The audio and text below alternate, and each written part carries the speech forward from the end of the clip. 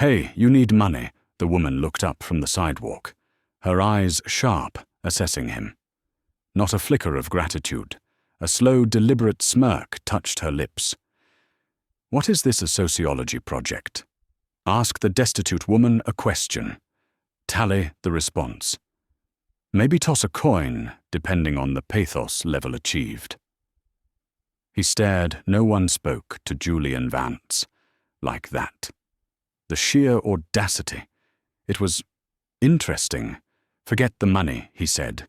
Impulse, hardening into decision. "Come with me to an event tonight. Play a part." He held her challenging gaze. "I'll pay you enough to change your life." Revenge felt cold necessary, but Julian Vance never expected the price might involve losing control, starting with a pair of defiant, knowing eyes, encountered on a familiar city sidewalk.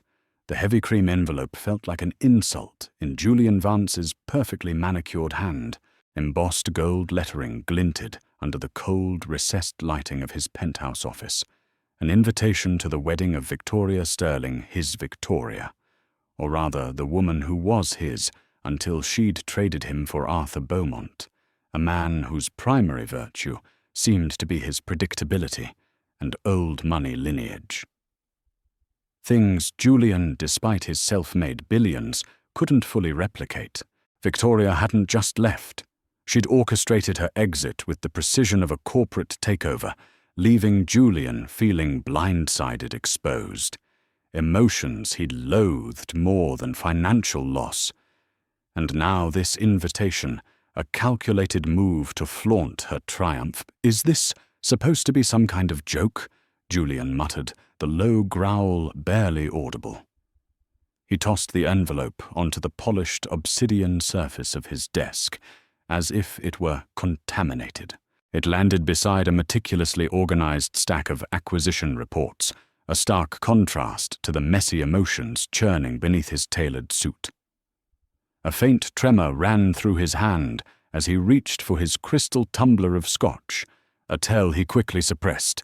Arrogance was his armor meticulously maintained, but moments like these threatened the chinks. Ethan Cole, his oldest friend and occasional legal counsel, leaned back in the plush leather visitor chair, picking up the offending envelope. He let out a low whistle, scanning the elegant script. "Wow, Victoria doesn't do. Subtle, does she? That's audacious, almost admirable in a sociopathic kind of way." "Are you going?" Julian let out a short, sharp laugh, devoid of humor, and validate her little victory lap. "Show up alone, the jilted billionaire. Let the society vultures pick over the carcass. No chance." The very thought sent a fresh wave of cold fury through him. He needed control, dominance. Showing up defeated wasn't an option. "Then don't go alone," Ethan said, simply, swirling the amber liquid in his own glass. "Take someone stunning. Show her you've moved on, that she's irrelevant." Julian paused, the idea taking root. It wasn't just about showing he'd moved on. It was about impact, disruption. He needed to walk into that reception hall and command attention, shift the narrative. He needed a date who wouldn't just blend in, but someone who would make Victoria notice. Make her wonder, perhaps even make her doubt her choice. Just anyone wouldn't do. He needed a statement. But who, the usual rotation of socialites and models, felt predictable, easily dismissed by Victoria as exactly the kind of woman she'd expect him to bring. He needed the unexpected. He needed to throw her off balance. The lingering bitterness tasted sharper than the expensive scotch he wouldn't just attend. He'd make his presence a calculated countermove in a game he refused to lose. The need to regain control, to erase the sting of rejection, pulsed beneath his calm exterior. Later that day, the problem still gnawed at him as his driver navigated the late afternoon traffic. He stared out the tinted window, the city skyline, a familiar backdrop to his ambition. Yet today it felt flat. His thoughts kept circling back to the wedding, to Victoria's smug smile. He needed a wild card. As the car slowed near a trendy downtown restaurant where he occasionally closed deals, his gaze snagged on a figure huddled on the sidewalk. A young woman sat against the cold brick wall, her clothes frayed and dusty, her dark hair tangled around her shoulders. Yet beneath the grime, there was an undeniable structure to her face, high cheekbones, and a strong jawline that hinted at something more. What truly arrested him, however, were her eyes. They weren't pleading or vacant, like most he'd seen in similar situations. They were sharp, intelligent, and held a defiant spark as she watched the bustling city life pass her by, seemingly unfazed by her surroundings. She looked less like a victim of circumstance, and more like a reluctant observer, temporarily inconvenienced. On an impulse Julian rarely indulged, he instructed his driver to pull over. He stepped out, adjusting his cuffs, the armor clicking back into place. He approached her hands, casually tucked into the pockets of his bespoke trousers, looking down, a position of power he was accustomed to. "Hey, you need money." The question was blunt, transactional. He expected the usual flicker of gratitude, perhaps a rehearsed tale of woe. The woman looked up, and her gaze was unnerving. There was no gratitude, only a cool assessment, as if she were weighing his worthiness of her attention. Then a slow, deliberate smirk touched her lips, transforming her face from merely intriguing to striking. "What is this a sociology project?" asked the destitute woman. "A question. Tally the response. Maybe toss a coin, depending on the pathos level achieved." Julian's eyebrows shot up. The dry sarcasm delivered with such unexpected poise from someone in her apparent position caught him completely off guard. No one spoke to Julian Vance like that. The sheer audacity of it was fascinating. It was the disruption he hadn't known he was looking for. He held her gaze, his initial plan, solidifying into something sharper, more dangerous. "Forget the money. I have a proposition. Come with me to an event tonight. Play a part." He kept his voice level, betraying none of the sudden intense curiosity sparking within him. She tilted her head, the smirk deepening, revealing a glimpse of white teeth. Amusement danced in her eyes, replacing the earlier defiance. "An event, let me guess. Black tie, awkward, small talk, terrible champagne, something like that," he conceded, intrigued by her rapid assessment. "Dress-up smile. Look like you belong by my side. I'll pay you enough to get off this sidewalk permanently. Enough to change your life." The offer felt grandiose, powerful, the kind he usually made across a boardroom table. She let out a low, quiet chuckle, a sound that held no real mirth, only a weary cynicism, "Enough to change my life." "Wow." She shook her head slowly, her gaze sweeping over his expensive suit, the waiting luxury car. "You always use the dramatic lines, Mr. She paused, waiting. "Vance, Julian." "Vance, Mr. Vance." She continued the formality, dripping with irony. "Or just when you want to sound like some kind of savior, descending from on high." The sarcasm was biting, now aimed directly at his ego. Yet strangely, it didn't infuriate him as it should have. It challenged him.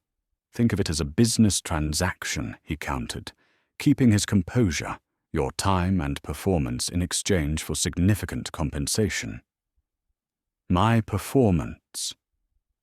She tilted her head again, that sharp intelligence back in her eyes. "Ah, I see. You need a decorative doll for the evening.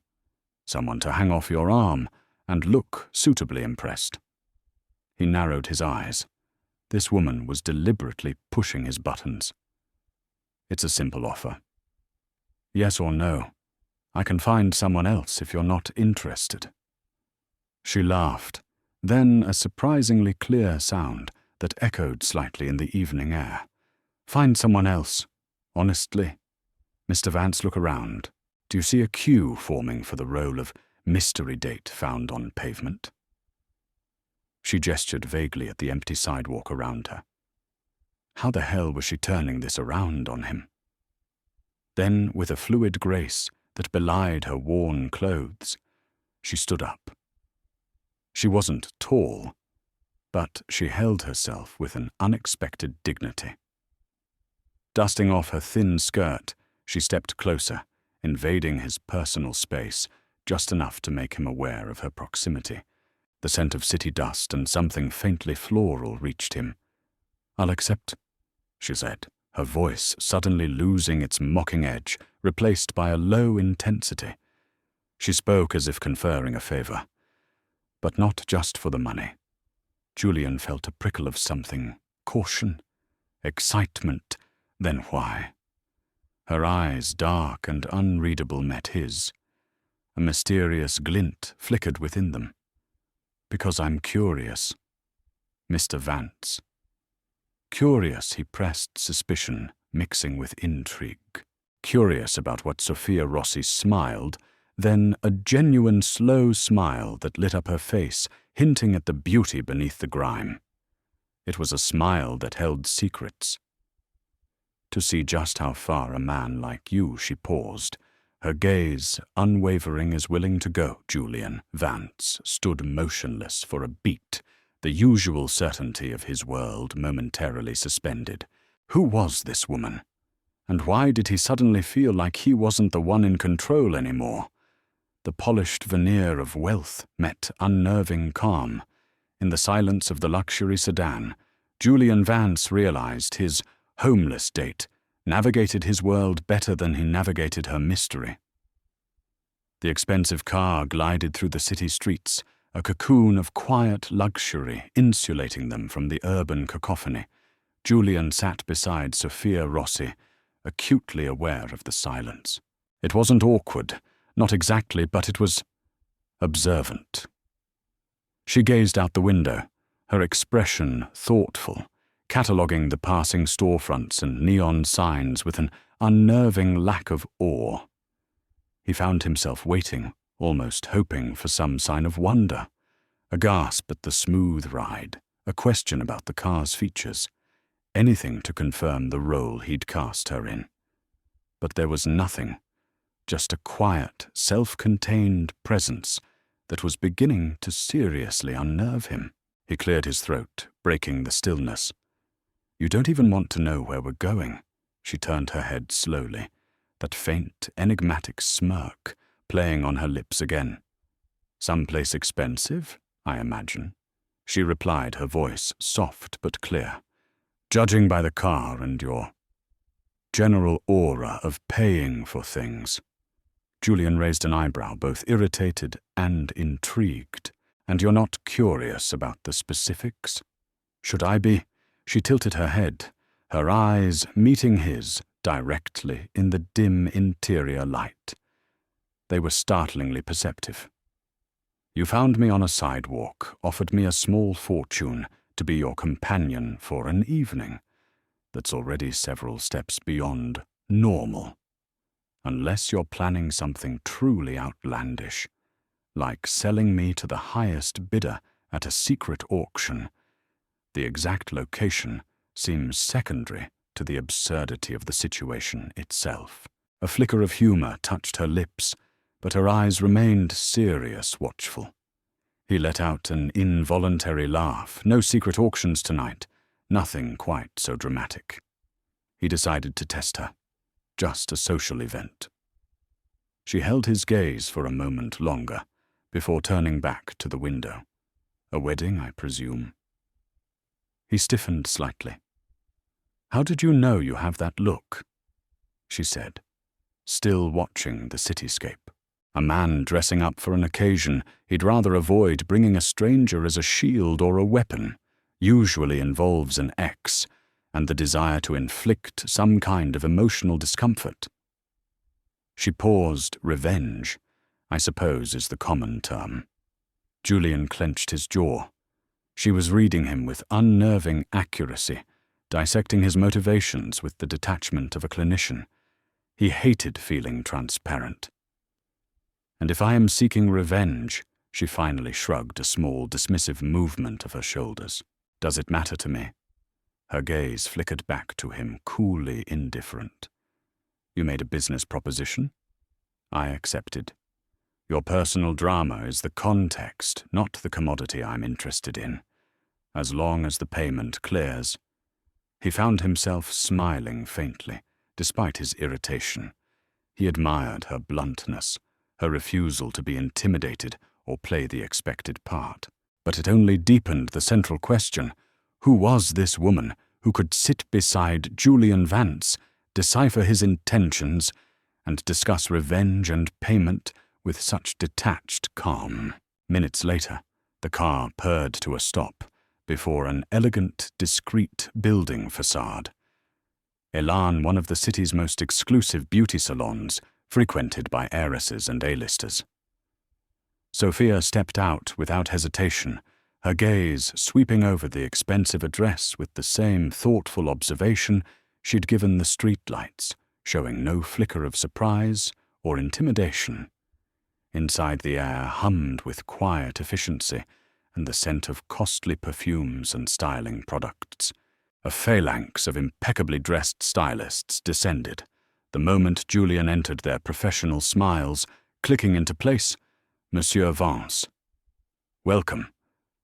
The salon manager, a chic woman with sharp eyes, greeted him warmly. "Complete transformation," Julian ordered, gesturing towards Sophia, hair, makeup, clothes. "The works she needs to look impeccable, like she belongs at the most exclusive event in the city." The staff nodded, their experienced eyes quickly assessing Sophia without judgment, only professional calculation. Within seconds, she was guided to a plush styling chair. As a hairdresser began gently working through the tangles in her hair, Sophia caught Julian's eye in the mirror. "If you're having second thoughts," she said quietly, her voice calm amidst the salon's low buzz. Now would be the time. Second thoughts about what mere ghost of her earlier smirk appeared. Perhaps you were expecting someone more, easily impressed. Someone who would gasp at the price tags. Julian crossed his arms, leaning against a counter. "Are you not impressed by any of this?" Sophia closed her eyes briefly as the hairdresser started massaging shampoo into her scalp. Her voice was barely a murmur, almost directed inward. "I've been in this world before, Mr. Vance." He frowned, leaning forward. "What do you mean by Monsieur Vance?" the manager interrupted smoothly, gesturing towards a waiting area furnished with velvet armchairs and art magazines. "If you would allow the artists to work their magic, we will call you when Mademoiselle is ready." He hesitated, glancing one last time at Sophia's reflection. Her eyes were closed, her expression unreadable. Intrigued and slightly frustrated, he retreated to the waiting area, leaving her in the capable hands of the stylists. The hours passed slowly.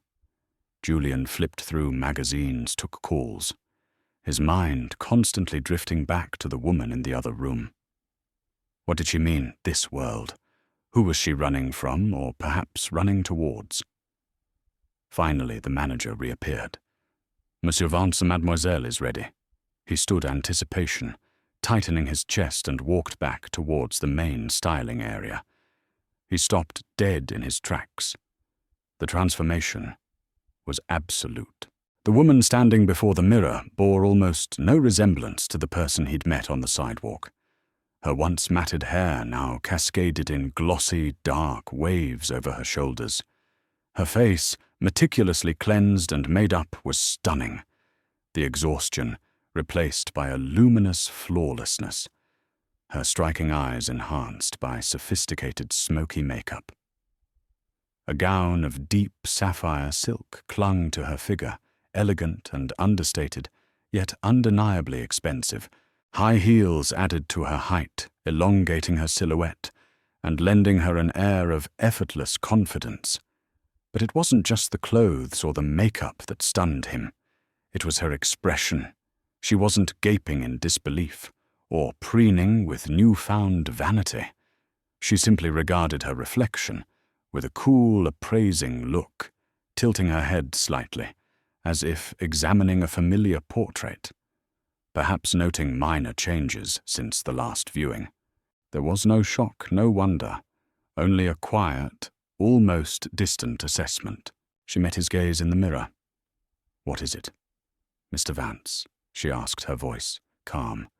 "Do I meet the requirements for decorative doll?" He ignored the jab, walking closer. "You don't look surprised?"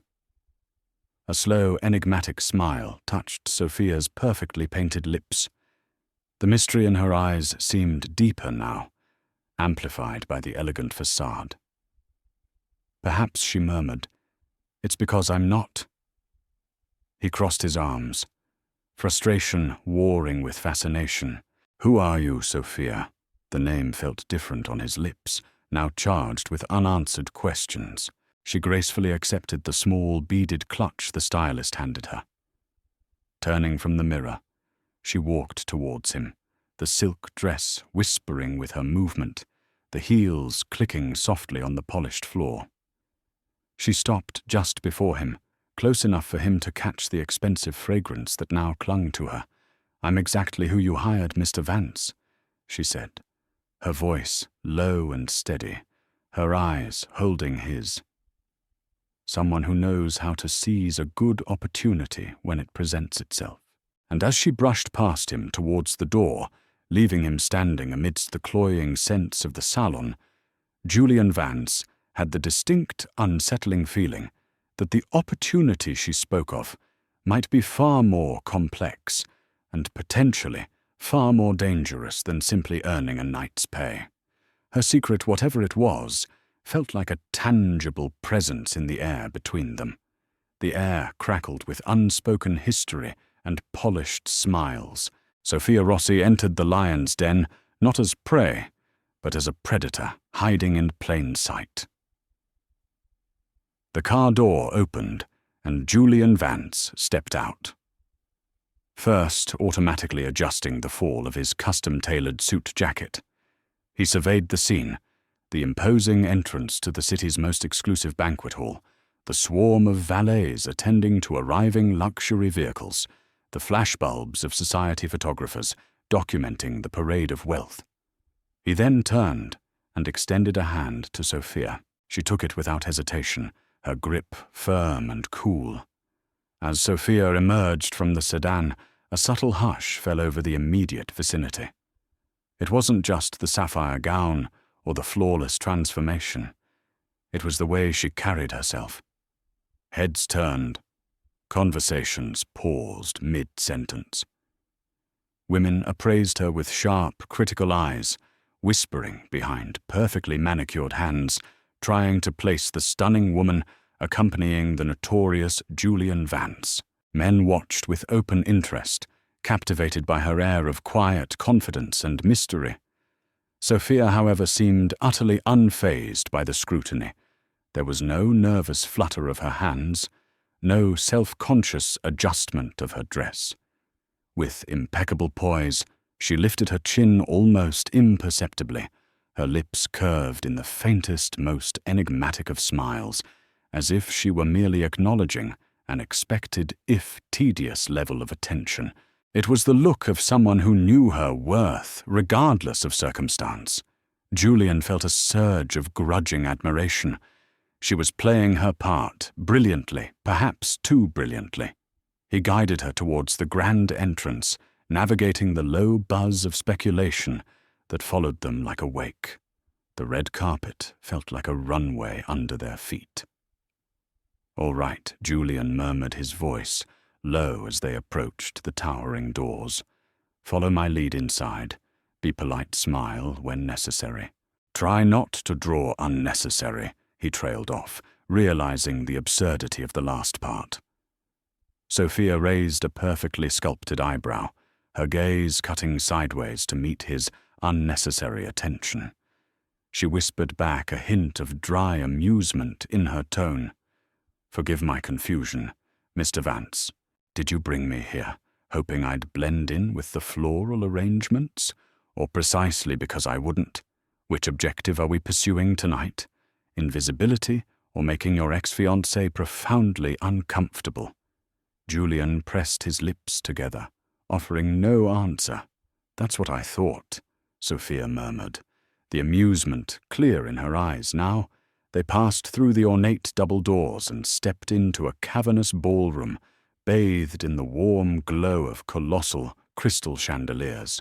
The air buzzed with the conversation of hundreds, a symphony of clinking glasses, polite laughter, and the underlying thrum of high society maneuvering, the sheer scale of the wealth on display, the designer gowns, the blinding jewelry, the effortless arrogance, was palpable. Yet Sophia's expression remained serene, her gaze sweeping the room with calm appraisal, betraying no hint of being overwhelmed or impressed. It didn't take long for Julian's eyes to find them across the crowded room. Victoria Sterling stood near a towering floral display, looking radiant in a custom white gown that probably cost more than a year of Sophia's previous existence. Her smile was wide, perfectly crafted, aimed at the distinguished older man beside her, Arthur Beaumont, her soon-to-be husband. He looked precisely as expected. Solid, respectable, perhaps a touch, staid the epitome of the safe establishment choice. Victoria's family would have championed. Victoria's gaze swept the room, networking even as she stood still. Her eyes met Julian's. A flicker of surprise crossed her face, quickly masked by practiced indifference.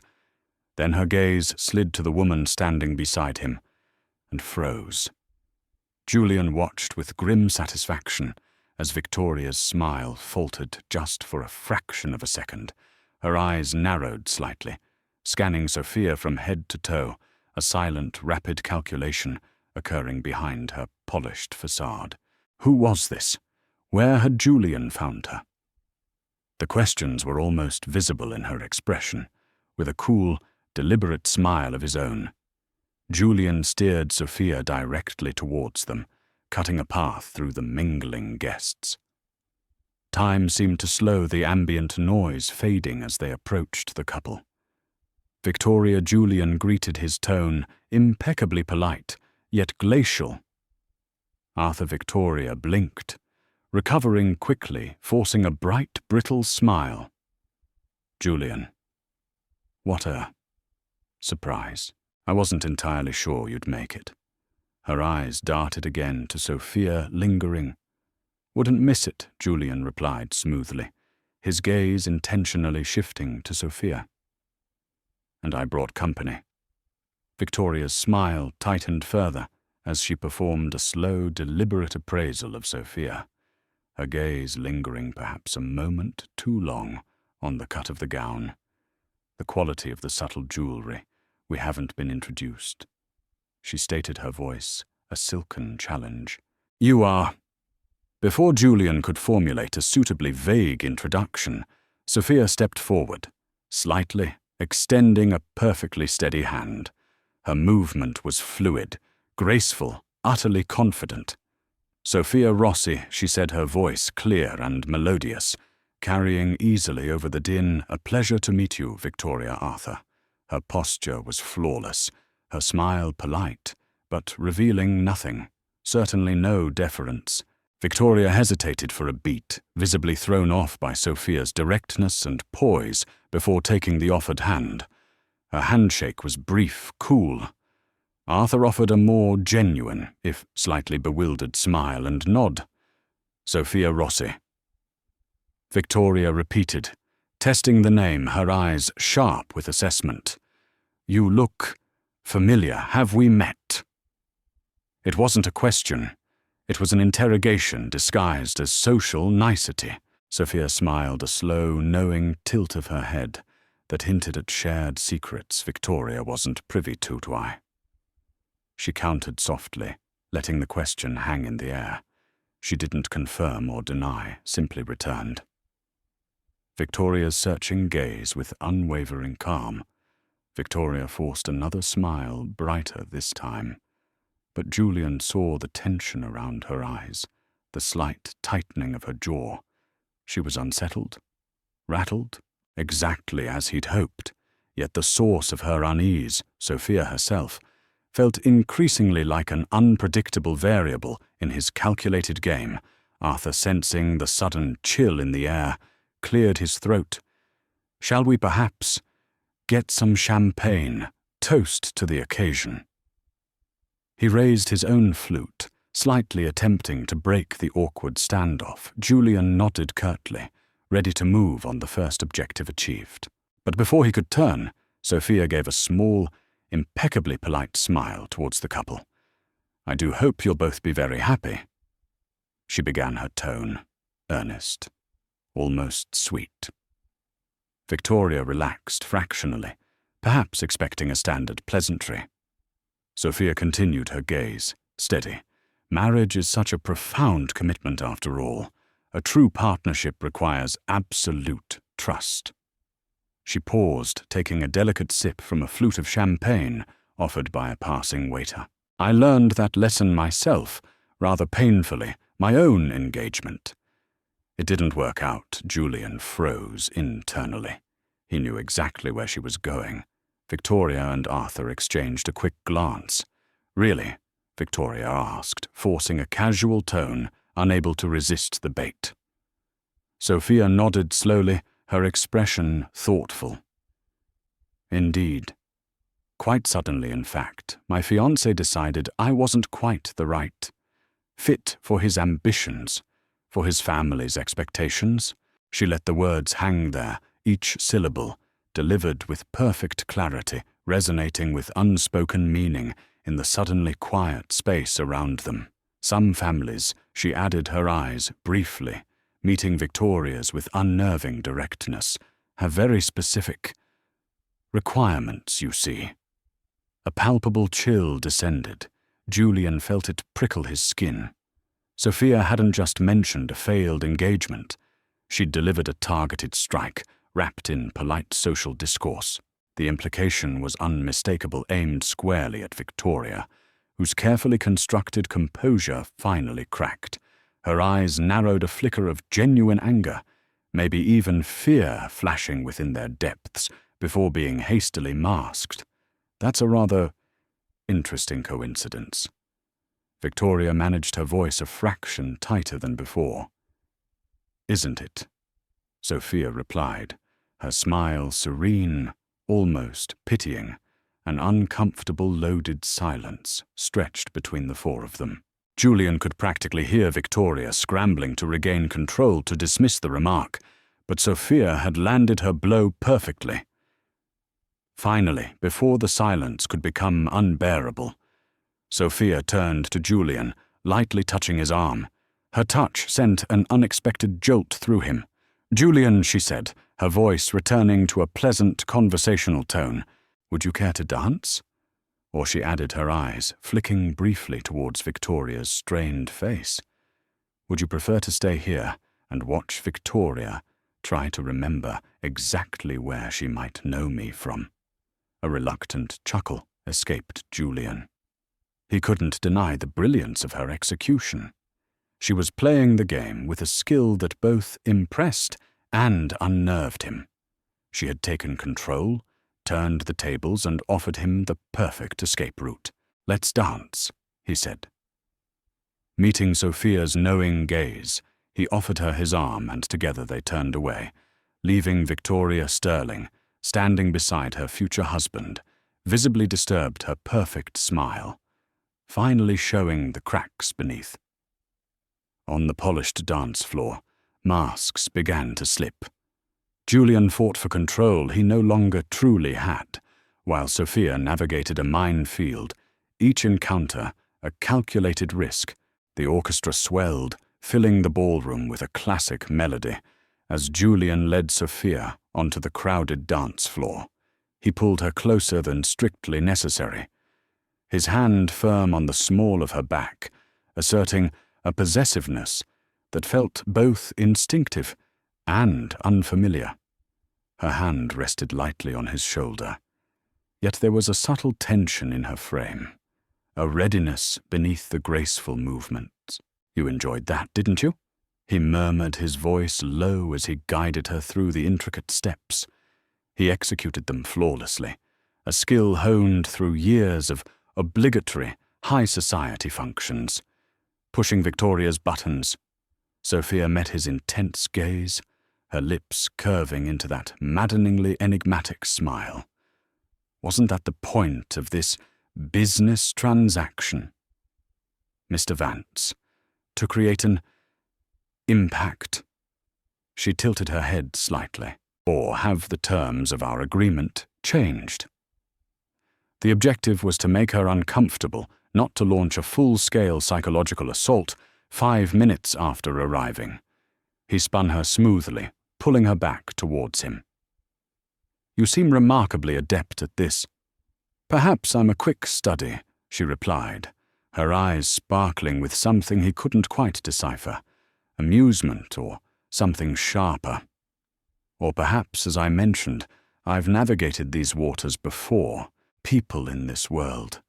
They wear their insecurities like expensive jewelry, visible if you know where to look, and you know where to look. It wasn't a question." Sometimes she didn't elaborate, letting the silence stretch between them, filled only by the music. He searched her face, trying to penetrate the composed facade, but it was like looking at polished glass. It reflected his own intensity back at him. He realized with a jolt that while he was trying to figure her out, she seemed to understand him perfectly.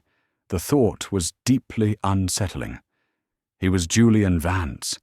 He controlled the narrative. He held the power. Yet with this woman, the dynamics felt disturbingly fluid, constantly shifting. Before he could press further, their dance was interrupted.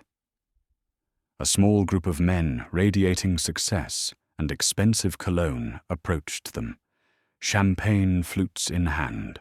Julian recognized them instantly. Key investors, industry players. Figures he usually commanded, not catered to Vance. One of them boomed a portly man named Henderson with a network as vast as his waistline. He clapped Julian on the shoulder. "Didn't expect to see you gracing us tonight. Thought you swore off these things after." He trailed off awkwardly, remembering Victoria. Julian forced a tight smile, extracting himself slightly from Henderson's grip. Decided to make an exception for the happy couple.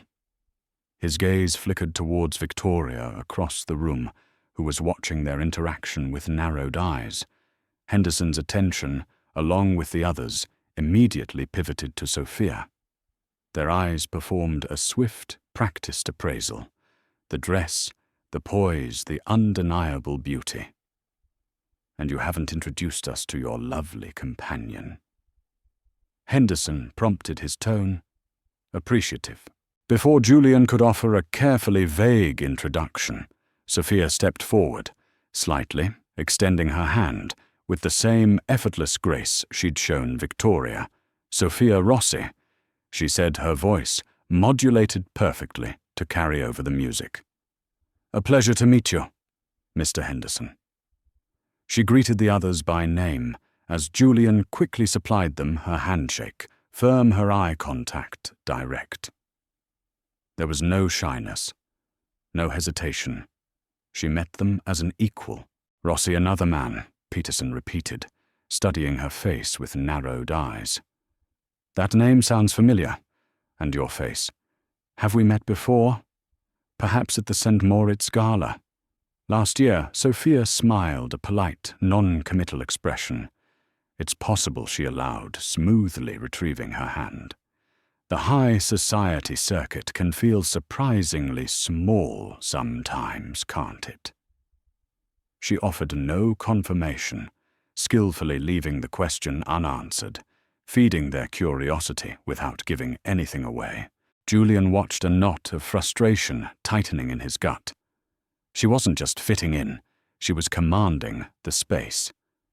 "And what is it you do, Miss Rossi?" Peterson persisted, clearly intrigued.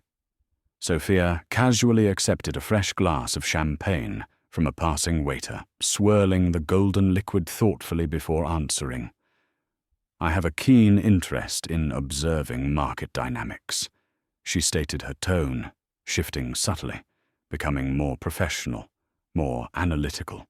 "The recent surge in sustainable tech investments has been particularly fascinating, especially the innovations in carbon capture startups. The scalability challenges are significant, of course, but the potential for disruption." She let the sentence hang, taking a delicate sip. A brief, stunned silence fell over the group of seasoned businessmen. Julian almost laughed aloud at their expressions.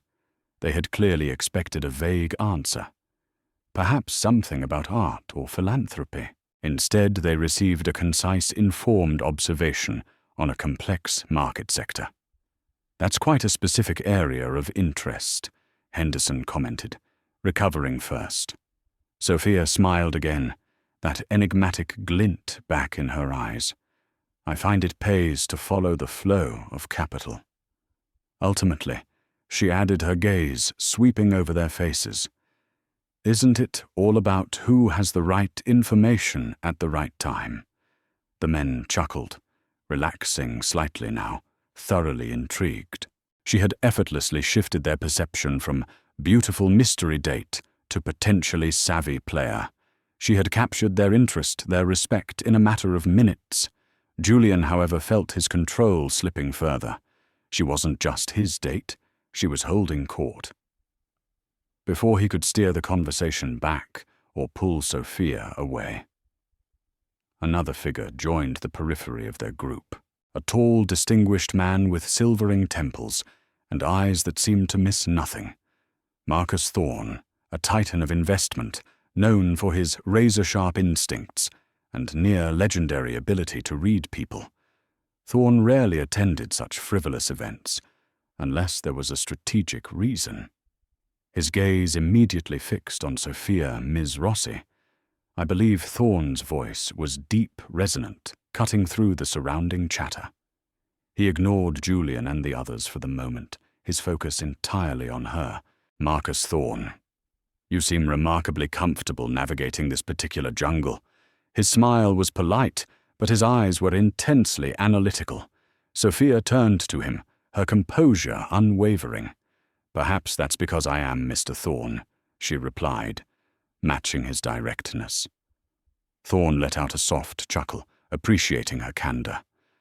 "I like that," he said, his gaze still probing. "And your connection to Mr. Vance here business, I presume?" Sophia shot Julian a fleeting, almost mischievous glance before turning back to Thorne. "Let's just call it an interesting partnership," she replied, the ambiguity deliberate, leaving Thorne and Julian to interpret as they wished. Julian felt his blood simmer. Interesting partnership. She was actively playing her own game right under his nose, using his presence as a shield while pursuing her own unknown agenda. He'd had enough. "Indeed," Julian interjected sharply, stepping forward, subtly reclaiming the space beside Sophia. He plucked the champagne flute from her hand, handing it to a bewildered waiter nearby. An exclusive partnership. "Now, gentlemen, Mr. Thorne, if you'll excuse us, I need to borrow my companion." Without waiting for a reply, he took Sophia's wrist, his grip firmer than intended, and steered her away from the group towards a more secluded alcove near the edge of the ballroom. "What the hell do you think you're doing?" he demanded through clenched teeth, once they were partially shielded by a large potted palm. Sophia calmly extracted her wrist from his grasp, rubbing it slightly. She didn't look intimidated, only mildly annoyed. "I believe the term is networking, Mr. Vance. Or were you expecting me to stand silently by your side all night? You were supposed to be my date, not holding seminars on carbon capture and cultivating investment bankers," he hissed, keeping his voice low but intense. especially not Thorn. Stay away from him. Why, she asked, genuinely curious. Is he dangerous? Everyone in this room is dangerous in their own way. Julian snapped. Thorn more than most, and you're drawing far too much attention. Wasn't that the underlying goal? She countered coolly to make Victoria notice. She certainly noticed. So did half the room. She tilted her head. You play your games very well, Ms. Rossi, and you don't like it when someone else plays them better, do you? She retorted, her voice soft but cutting. Especially when you can't control all the pieces. He let out a humorless laugh, running a hand through his hair in frustration. You are definitely not just some simple woman I found on the street. Sophia merely crossed her arms, her expression unreadable. Took you long enough to figure that out. Before he could reply, a silken voice interrupted them. I hope I'm not interrupting anything important. They both turned.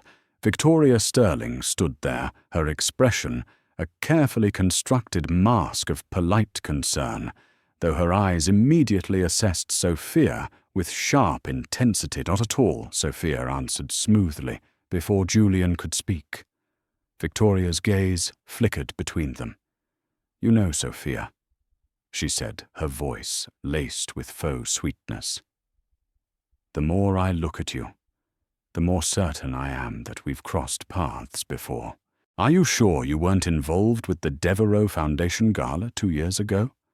She named a specific exclusive event. Testing her, Sophia met her gaze, steadily offering a slight dismissive shrug. Perhaps, as I said, it's a small world. She made no effort to confirm or deny, maintaining her frustratingly enigmatic stance. Julian saw Victoria press her lips together, her patience clearly wearing thin. And how exactly did you and Julian meet? Victoria pressed her smile unwavering, but her eyes insistent. Sophia smiled back, a slow, deliberate curve of her lips. Oh, I think it's much more intriguing if that remains our little secret, don't you, Victoria? Let out a soft, airy laugh, but there was a distinct edge to it now. Of course, she conceded lightly.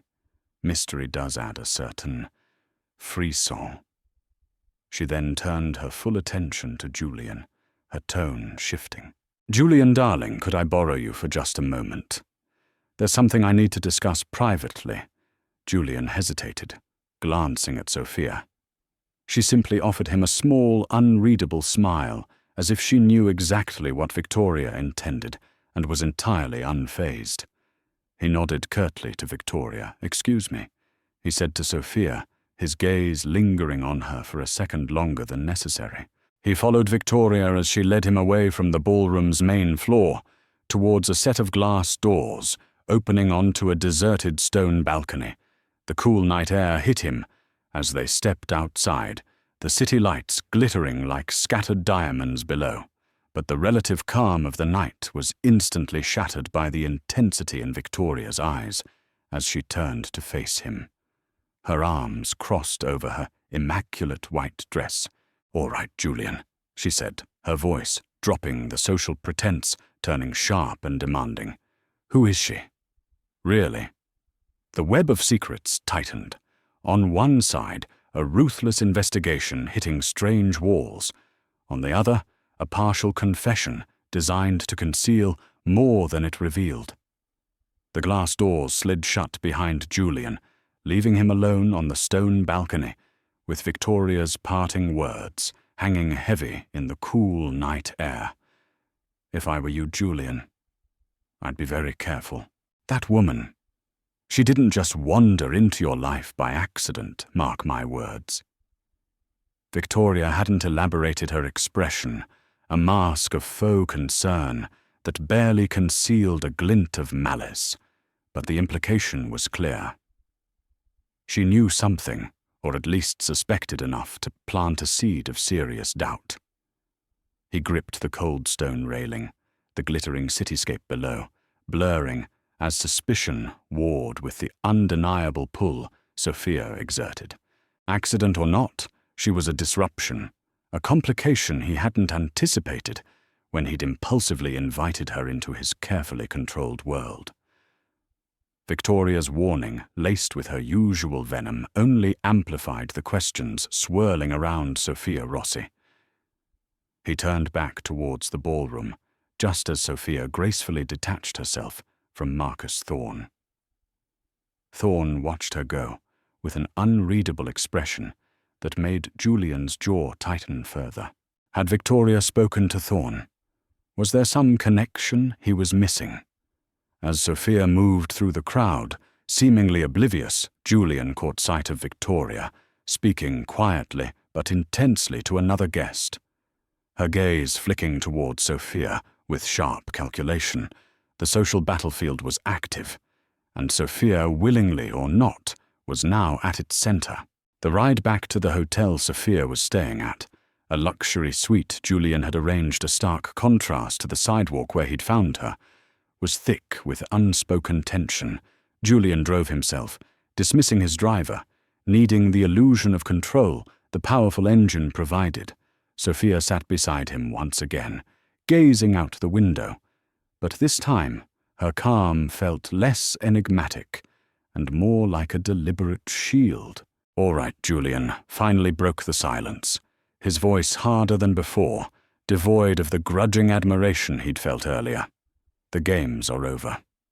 Who are you, Sophia?" She turned towards him slowly, her expression guarded. "I told you, the woman you hired. Don't insult my intelligence," he snapped, turning a corner perhaps a little too fast. "Victoria thinks she knows you." Marcus Thorne looked at you like he was dissecting a balance sheet.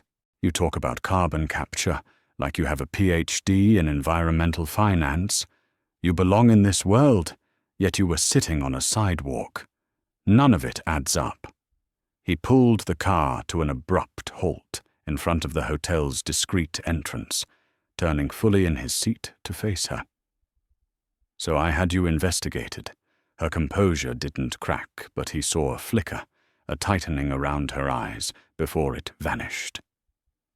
She held his gaze, and he leaned closer, his voice dropping. "It's interesting. You don't exist, not as Sophia Rossi in any recent, verifiable way. Oh, there are traces, older records under similar names, but they evaporate. School records end abruptly. Financial histories vanish. It's not just a lack of information. It's deliberate, professional. Like someone meticulously erased you." He watched her closely, searching for a reaction. "Why go to such lengths, Sophia? Who are you hiding from?" She remained silent for a long moment, her gaze distant, as if looking back at something painful. The shield was still there, but he sensed hairline fractures beneath the surface. He could feel her weighing her options, calculating, "Then perhaps I'm not the right person for your project," she said finally, her voice low, almost resigned. She reached for the door handle. "No," he said sharply, his hand darting out, not quite touching her but stopping her movement. "You don't get off that easily. Not after tonight. Not after Victoria's warning." He paused, lowering his voice again, making it almost intimate, drawing her into his obsessive need for answers. "Talk to me, Sophia. Give me something real." She looked at his hand, then back at his face, her expression shifting. The defiance softened, replaced by a weariness that seemed bone-deep. A shadow of the trauma he now suspected lay beneath her carefully constructed poise. She let out a long, slow breath and finally nodded, leaning back against the plush leather seat. "All right, Julian," she conceded, her voice barely above a whisper. "I'll tell you. Part of it." He settled back, every sense alert, waiting. "You were right." She began, her gaze fixed on her hands, now clasped tightly in her lap.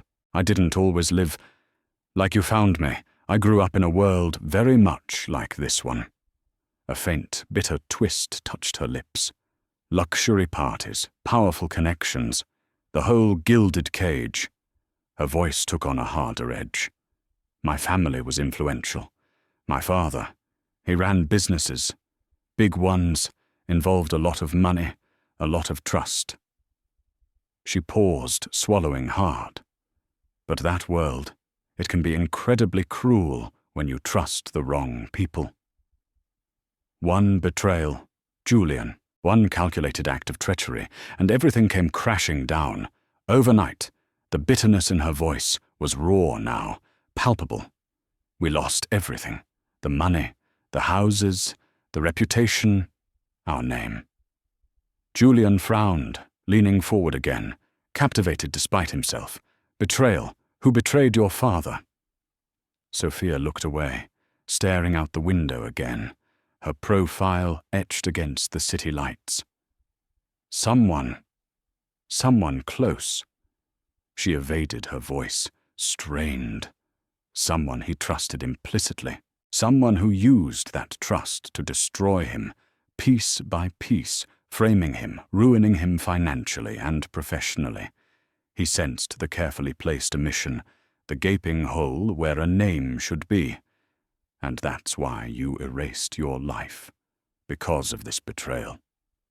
She gave a small, humorless laugh that sounded close to a sob. "Sometimes, Julian," she said, turning back to him, her eyes glistening with unshed tears, yet still holding that core of steel when you've lost everything. And the people who took it are still out there, still powerful. Disappearing isn't just safer. It's the only way to survive. To wait. To plan. The word hung in the air between them. Plan. Plan for what? Revenge, redemption, just survival. The partial confession explained much, her poise, her knowledge, her cynicism.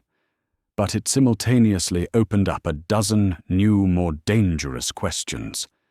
He felt a strange mix of frustration at her continued secrecy and a burgeoning, unwilling empathy for the pain she clearly carried. She had a secret, a monumental one born from devastating loss. And now he asked quietly, "What's the plan now?" "Sophia." She seemed to gather herself, the vulnerability receding, the shield clicking back into place. "I'm still deciding," she said, her voice regaining its cool composure. She finally opened the car door. "Thank you for the evening, Mr. Vance." It was illuminating. She stepped out and walked into the hotel lobby without a backward glance, leaving him alone in the silent car. The echo of her partial truth, her veiled pain and her unspoken plans swirling in his mind. He sat there for a long time, fingers gripping the steering wheel, his mind racing. She was hiding something massive. Victoria was involved somehow. Her warning, her suspicion, it was too coincidental. And Sophia's talk of betrayal. He needed the full picture. He needed the name she wouldn't say. Back in her sterile hotel suite. Sophia locked the door, leaning heavily against it, her heart pounding. The encounter with Julian, the near confession, had cost her. She walked to the window, looking out at the indifferent city lights. Seeing Victoria tonight, so smug, so untouched by the ruin she had caused, it had reignited the cold fire that had kept Sophia going through the darkest years. She pulled a small disposable phone from a hidden pocket in her borrowed clutch. Her fingers flew across the keypad, typing a short, encrypted message. "He knows I'm hiding something. Investigation ongoing. V is suspicious." The reply came back almost instantly. "Timing is critical. Exposure is inevitable. Decide your next move." Now Sophia deleted both messages, her breath catching in her throat. They were right. The carefully constructed anonymity she had hidden behind for years was crumbling. Julian wouldn't stop digging. Victoria wouldn't stop watching. Time was running out. Meanwhile, Julian Vance was back in his car, driving not towards his penthouse, but towards his downtown office. He picked up his secure phone, dialing a number reserved for tasks requiring absolute discretion and results regardless of cost. The voice on the other end was gravelly professional. "It's Vance." Julian said curtly, "The woman I asked you about earlier, the one with the erased history, the ghost." "Yes, still hitting dead ends. It's like she fell off the earth 5 years ago." "Someone helped her disappear," Julian stated flatly. "And someone else wants her found. Forget the usual databases. I need you to dig deeper. Old contacts, financial forensics rumors, whatever it takes. Find her real name, her family connections. Especially any connection, however tenuous, to the Sterlings or anyone associated with Victoria Sterling. I need to know who she really is. And I need to know yesterday." He hung up, the obsession burning cold and clear in his eyes. He would uncover Sophia Rossi's secret, whatever the cost. The final piece clicked into place with sickening force, shattering illusion. The secret wasn't just Sophia's past. It was a direct, venomous link to the woman Julian almost married. The call came the next day.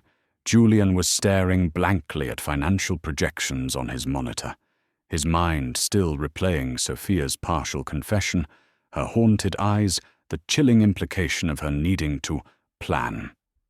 The secure line on his desk buzzed, jarring him back to the present. It was his investigator. Vance Julian answered curtly.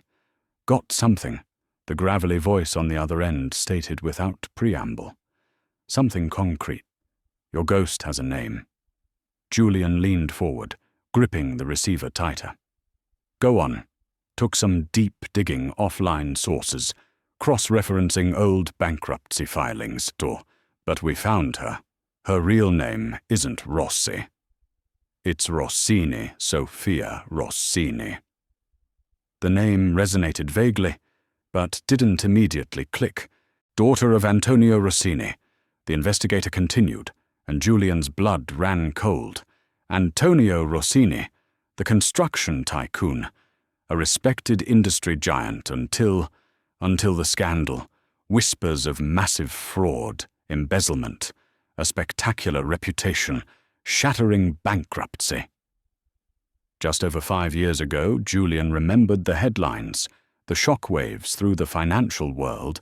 Rossini himself had died, shortly after, officially from a heart attack, though rumors of suicide persisted. Rossini! Julian breathed the pieces, aligning with horrifying speed. Sophia's poise, her knowledge of wealth, her bitterness about betrayal. That's the one the investigator confirmed, grimly, wiped out completely. But here's where it gets interesting. Vance, remember that embezzlement scandal? Julian's grip tightened on the phone. Vaguely complex shell corporations, offshore accounts. Exactly. Guess whose name kept appearing deeply buried in the shell company filings, linked directly to the siphoned funds, the primary beneficiary, though she covered her tracks well. A cold dread washed over Julian. He knew even before the investigator said the name. Let me guess. Victoria Sterling. The name landed like a physical blow. She was a junior partner in one of Rossini's subsidiary firms back then. Played the innocent protégé, apparently. Used her access, manipulated accounts, set Rossini up to take the fall. By the time the auditors caught on, she was long gone. Insulated pockets lined reputation intact, leaving Rossini's empire in ruins, and his name synonymous with disgrace. Silence hung heavy on the line. Julian felt sick Victoria, the woman he'd loved, planned a future with, the woman whose wedding invitation sat on his desk like a ticking bomb. She hadn't just left him. She was capable of calculated, devastating cruelty on a scale he hadn't imagined. So Julian said slowly, the full implication hitting him. Sofia Rossini. She didn't just appear by chance at my ex-fiancée's wedding. Seems highly unlikely, Vance the investigator replied dryly. Looks like your mystery woman has a very specific, very personal reason to be interested in Victoria. Sterling. Julian hung up the phone, his hand trembling slightly. He stared out the panoramic window of his office, but the familiar skyline seemed alien-tainted. Victoria's warning on the balcony replayed in his mind. That woman. She didn't just wander into your life by accident. It hadn't been a warning. It had been a veiled threat born of recognition and fear. Sofia wasn't just a pawn in his game against Victoria. She was a player in her own right, driven by a loss far deeper than his bruised ego, and he, Julian Vance, had unwittingly brought the ghost back to haunt the feast. He didn't think he reacted. Grabbing his keys, bypassing his waiting driver, he strode towards his private elevator, a storm gathering behind his eyes. He needed to see her. He needed to hear it from her lips. He needed to understand the abyss that had clearly opened up between his past and his present. He drove recklessly the powerful engine, a poor substitute for the control he felt rapidly evaporating. He arrived at Sofia's hotel, bypassing the front desk, taking the elevator straight to her floor. He knocked sharply on her suite door, a harsh tattoo against the quiet corridor. Seconds later, the door opened. Sofia stood there, dressed simply in slacks and a soft sweater, her hair slightly messy, her face bare of makeup. She looked younger, more vulnerable, but the wary intelligence in her eyes was sharper than ever. Seeing him, surprise flickered across her face, quickly followed by apprehension. Julian. Her voice was quiet, questioning the intensity radiating from him. "We need to talk," he said, his voice strained. He didn't wait for an invitation, stepping past her into the suite.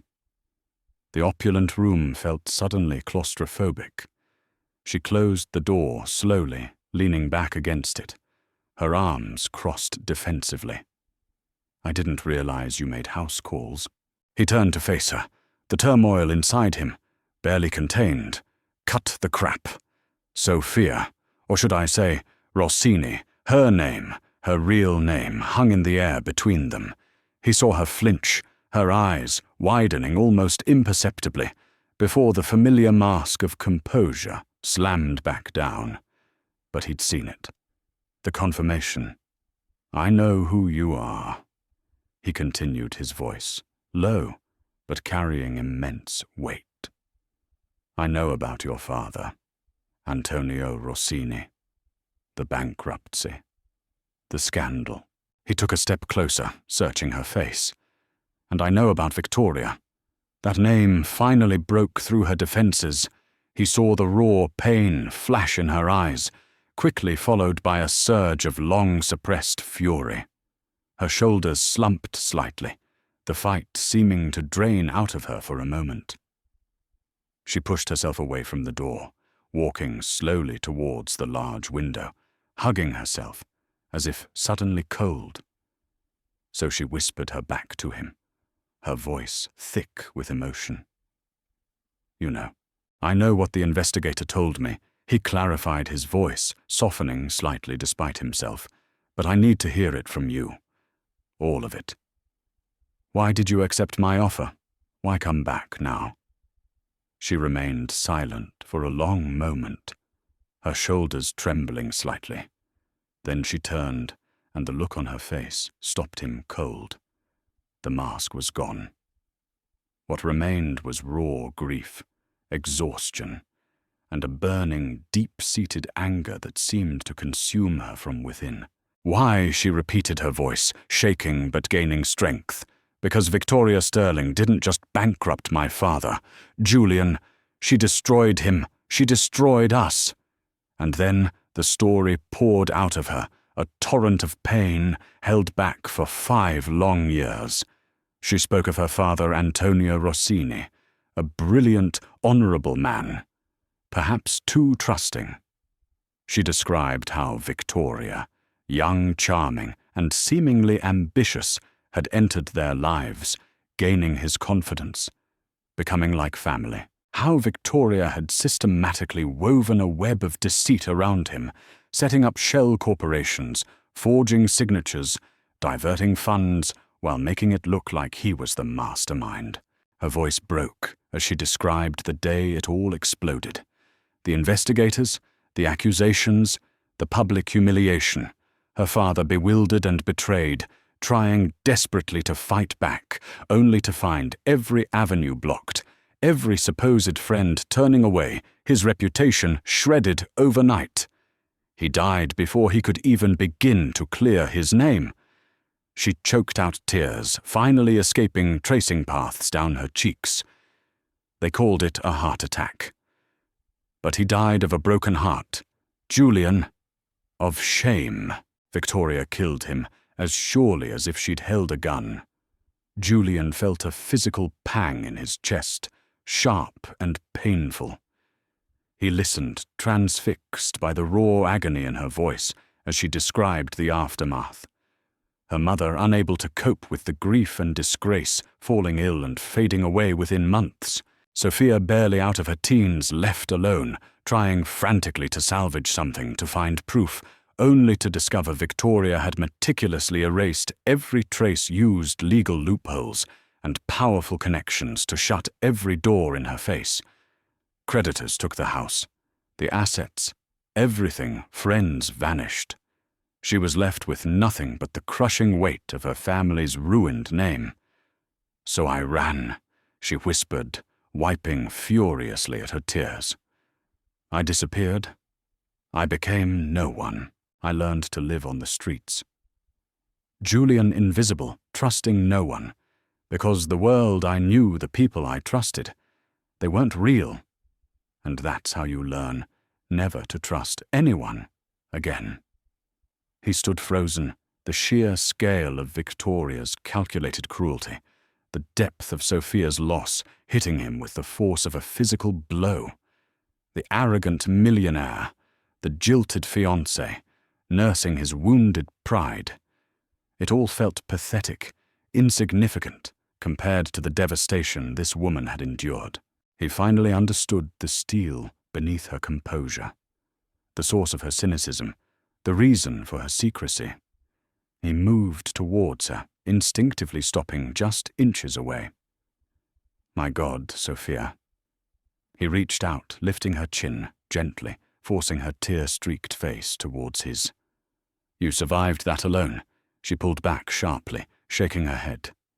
I don't need your pity, Julian, and I don't need a savior. I know, he said softly, taking a deep breath, fighting the unfamiliar urge to simply hold her, to shield her. I know you don't. You're stronger than anyone I've ever met. He paused, searching her eyes. But that doesn't mean you have to carry this fight, this entirely by yourself. She let out a shaky laugh, devoid of humor. You think you can protect me from Victoria Sterling, you who almost married her? The question held a bitter sting of truth.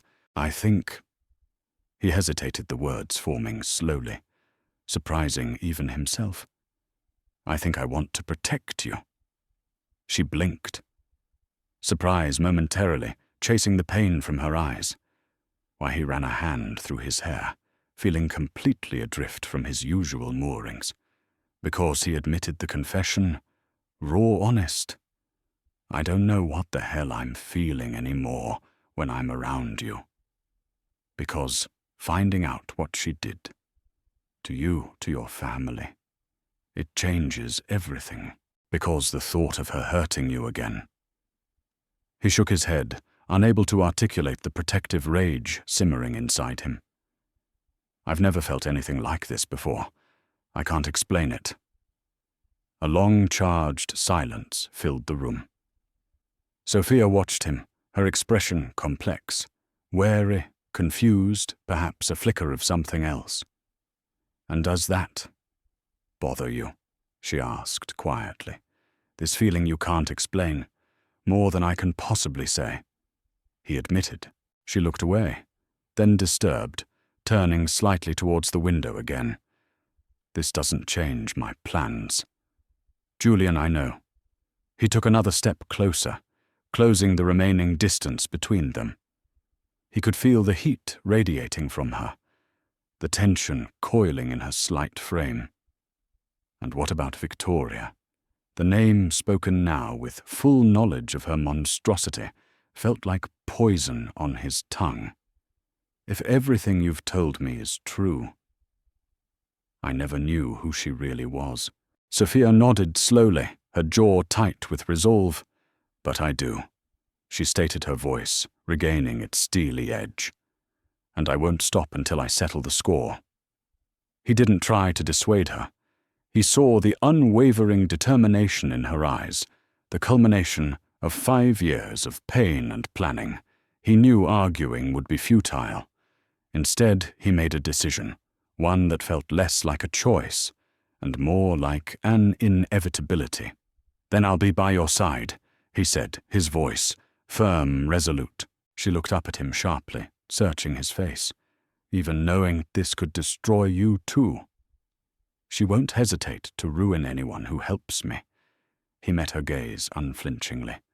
Even then, a small, bittersweet, almost incredulous smile touched her lips. The air between them shifted again, charged with this new, dangerous understanding. The secret was out, binding them together, in an alliance neither had sought, against an enemy more ruthless than Julian had ever imagined. The path forward was treacherous, uncertain, but for the first time since Victoria's betrayal, Julian felt a sense of purpose that transcended his own wounded pride. It wasn't just about revenge anymore, it was about justice. And terrifyingly, it was about Sophia. The secret was out between them, binding them in shared resolve. But Victoria Sterling, cornered and furious, was about to unleash a storm, meant to destroy them both. A fragile truce settled in the opulent hotel suite after Sophia's devastating confession. The air still hummed with the raw energy of revealed secrets and Julian's unexpected declaration of allegiance.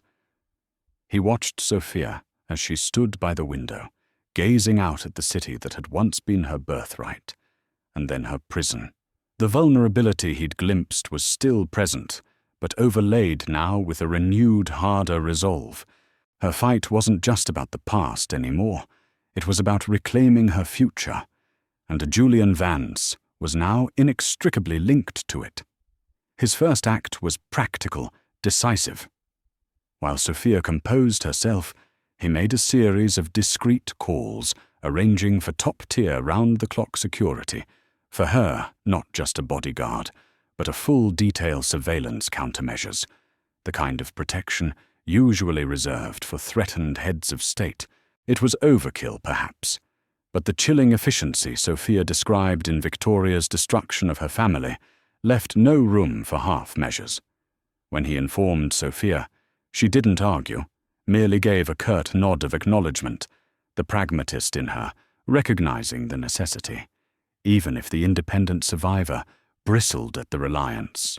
Meanwhile, across town, in her own penthouse filled with cold modern art and simmering fury, Victoria Sterling received an update from her own network of informants. Julian Vance hadn't just attended her wedding with a mystery woman. He had spent considerable time with her afterwards, culminating in a late-night visit to her hotel. More alarmingly, Vance's top investigator, a man known for his tenacity, was now digging deep into the Rossini affair, specifically looking for links to Sterling. Victoria felt a prickle of cold fear beneath her anger. Rossini's daughter alive.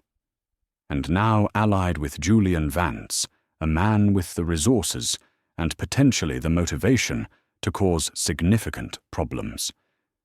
She had underestimated the girl's resilience, underestimated Vance's capacity for unpredictable action outside of pure business logic. The carefully constructed facade of her life, built on the ruins of the Rossini fortune, suddenly felt fragile. She wouldn't allow some ghost from the past, aided by her jilted ex-fiancé, to unravel everything she had built. It was time to strike first, hard and decisively. Time to remind Sophia, Rossini and Julian Vance, exactly who held the power in this city. Her methods would be swift, public, and brutal. The call Julian dreaded came less than 24 hours later. Vance, his investigator's voice, was grim. "We have a problem. A big one." Julian's hand tightened on his phone. "What is it?" "She knows Victoria Sterling. She knows Rossini's daughter is back, and she knows you're involved. My sources confirm she's been making calls. Lawyers, PR firms, known for aggressive tactics, even reaching out to contacts at the major tabloids and financial news outlets." "What's she planning?" Julian demanded, a cold knot forming in his stomach. "Don't know the specifics yet," the investigator admitted, "but she's not gathering information for a friendly chat. She's compiling ammunition. Looks like she's planning a full-scale public demolition job on Sophia Rossini, trying to discredit her before she can make any move herself." A pause, and possibly collateral damage aimed your way. "Some whispers about disrupting that pending merger with Cybercorp." Julian gritted his teeth. Cybercorp was a critical deal. Victoria knew that she wasn't just aiming at Sophia. She was firing warning shots at him. Find out exactly what she has and where she plans to hit first, before she pulls the trigger, working on it. "But Vance, you need to warn Miss Rossini. Whatever's coming, it's likely to be nasty." Julian was already moving, grabbing his jacket, his mind racing. He found Sophia not in her suite, but in the hotel's quiet business lounge, staring intently at a laptop displaying complex financial charts, already immersing herself back into the world that had been stolen from her. She looked up as he approached her, expression immediately becoming guarded at the sight of his tense face. "What is it?" she asked, closing the laptop. He sat down opposite her, keeping his voice low. "It's Victoria. She knows you're back and she's making a move." Sophia's reaction wasn't surprise, but a chilling sort of resignation. She let out a slow breath, her gaze hardening. "I knew this was inevitable." "You're this calm about it?" he asked, incredulous. A humorless laugh escaped her. "Julian, after everything I've survived, do you honestly think a public smear campaign is going to break me?" Her strength was palpable, admirable, but Julian saw the faint tremor in her hand as she reached for her water glass. The trauma ran deep. "This isn't about breaking you," he said, leaning forward, his voice intense. "This is about stopping her before she can poison the narrative, before she can turn public opinion against you, before she can isolate you all over again." He paused. "I can protect you from this. My PR team, my legal resources." She raised an eyebrow, the familiar spark of defiance returning. "I told you, Julian, I don't need a savior." "Damn it, Sophia. This isn't about saving you." He countered, frustration rising. "This is about fighting back. She's coming after you with everything she has. We need a strategy, a counter-offensive."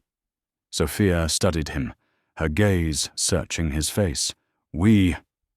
she questioned softly. "Yes, we."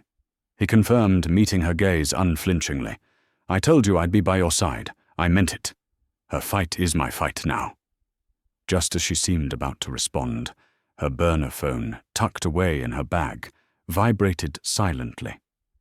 She retrieved it, glanced at the screen, and her face visibly tensed.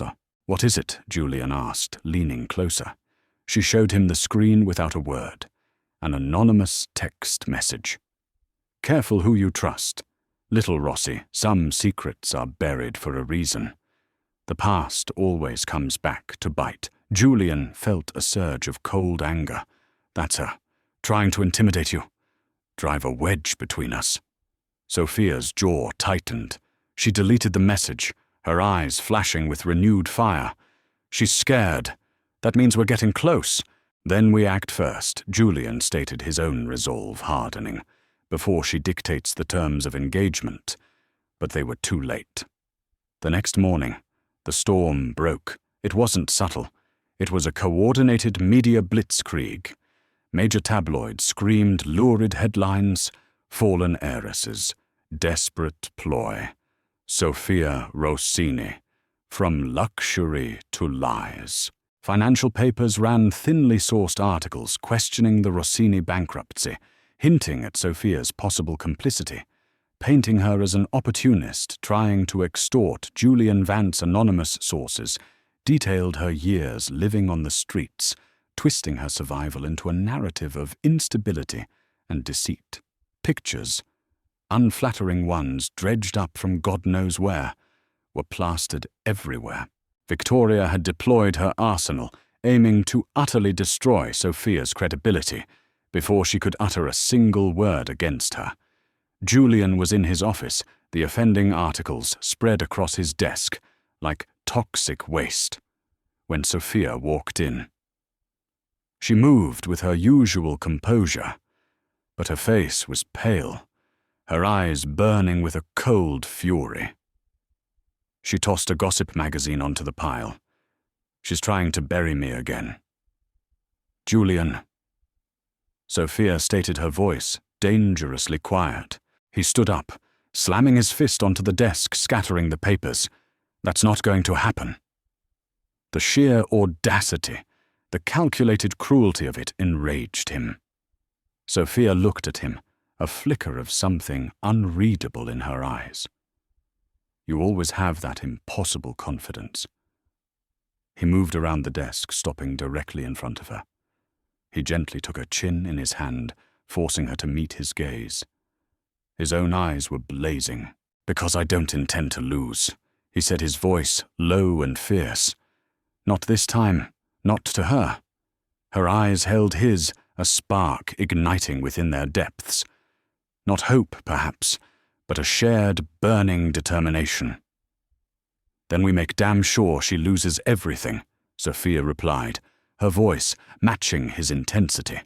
They stood there for a long moment, the unspoken pact sealed in the charged air between them. The battle lines were drawn. Victoria had fired the first salvo, aiming to annihilate. But she had underestimated the resilience of the woman she had tried to erase, and she had fundamentally misjudged the protective fury she had unleashed in Julian Vance. It was time to bring Victoria Sterling down. The final act began under glittering chandeliers. Tonight, masks wouldn't just slip. They would be torn away, exposing devastating secrets for all the glittering world to see. The invitation arrived the following evening, delivered by courier. Heavy cardstock embossed crest summoning Sophia Rossi to an intimate soirée at the exclusive Harrington Club, hosted by Victoria Sterling herself. It reeked of faux civility and deadly intent. Sophia held it, her knuckles white, Julian pacing the length of her hotel suite as he reviewed the latest security reports on his tablet, looked up sharply. "Let me guess," he said grimly.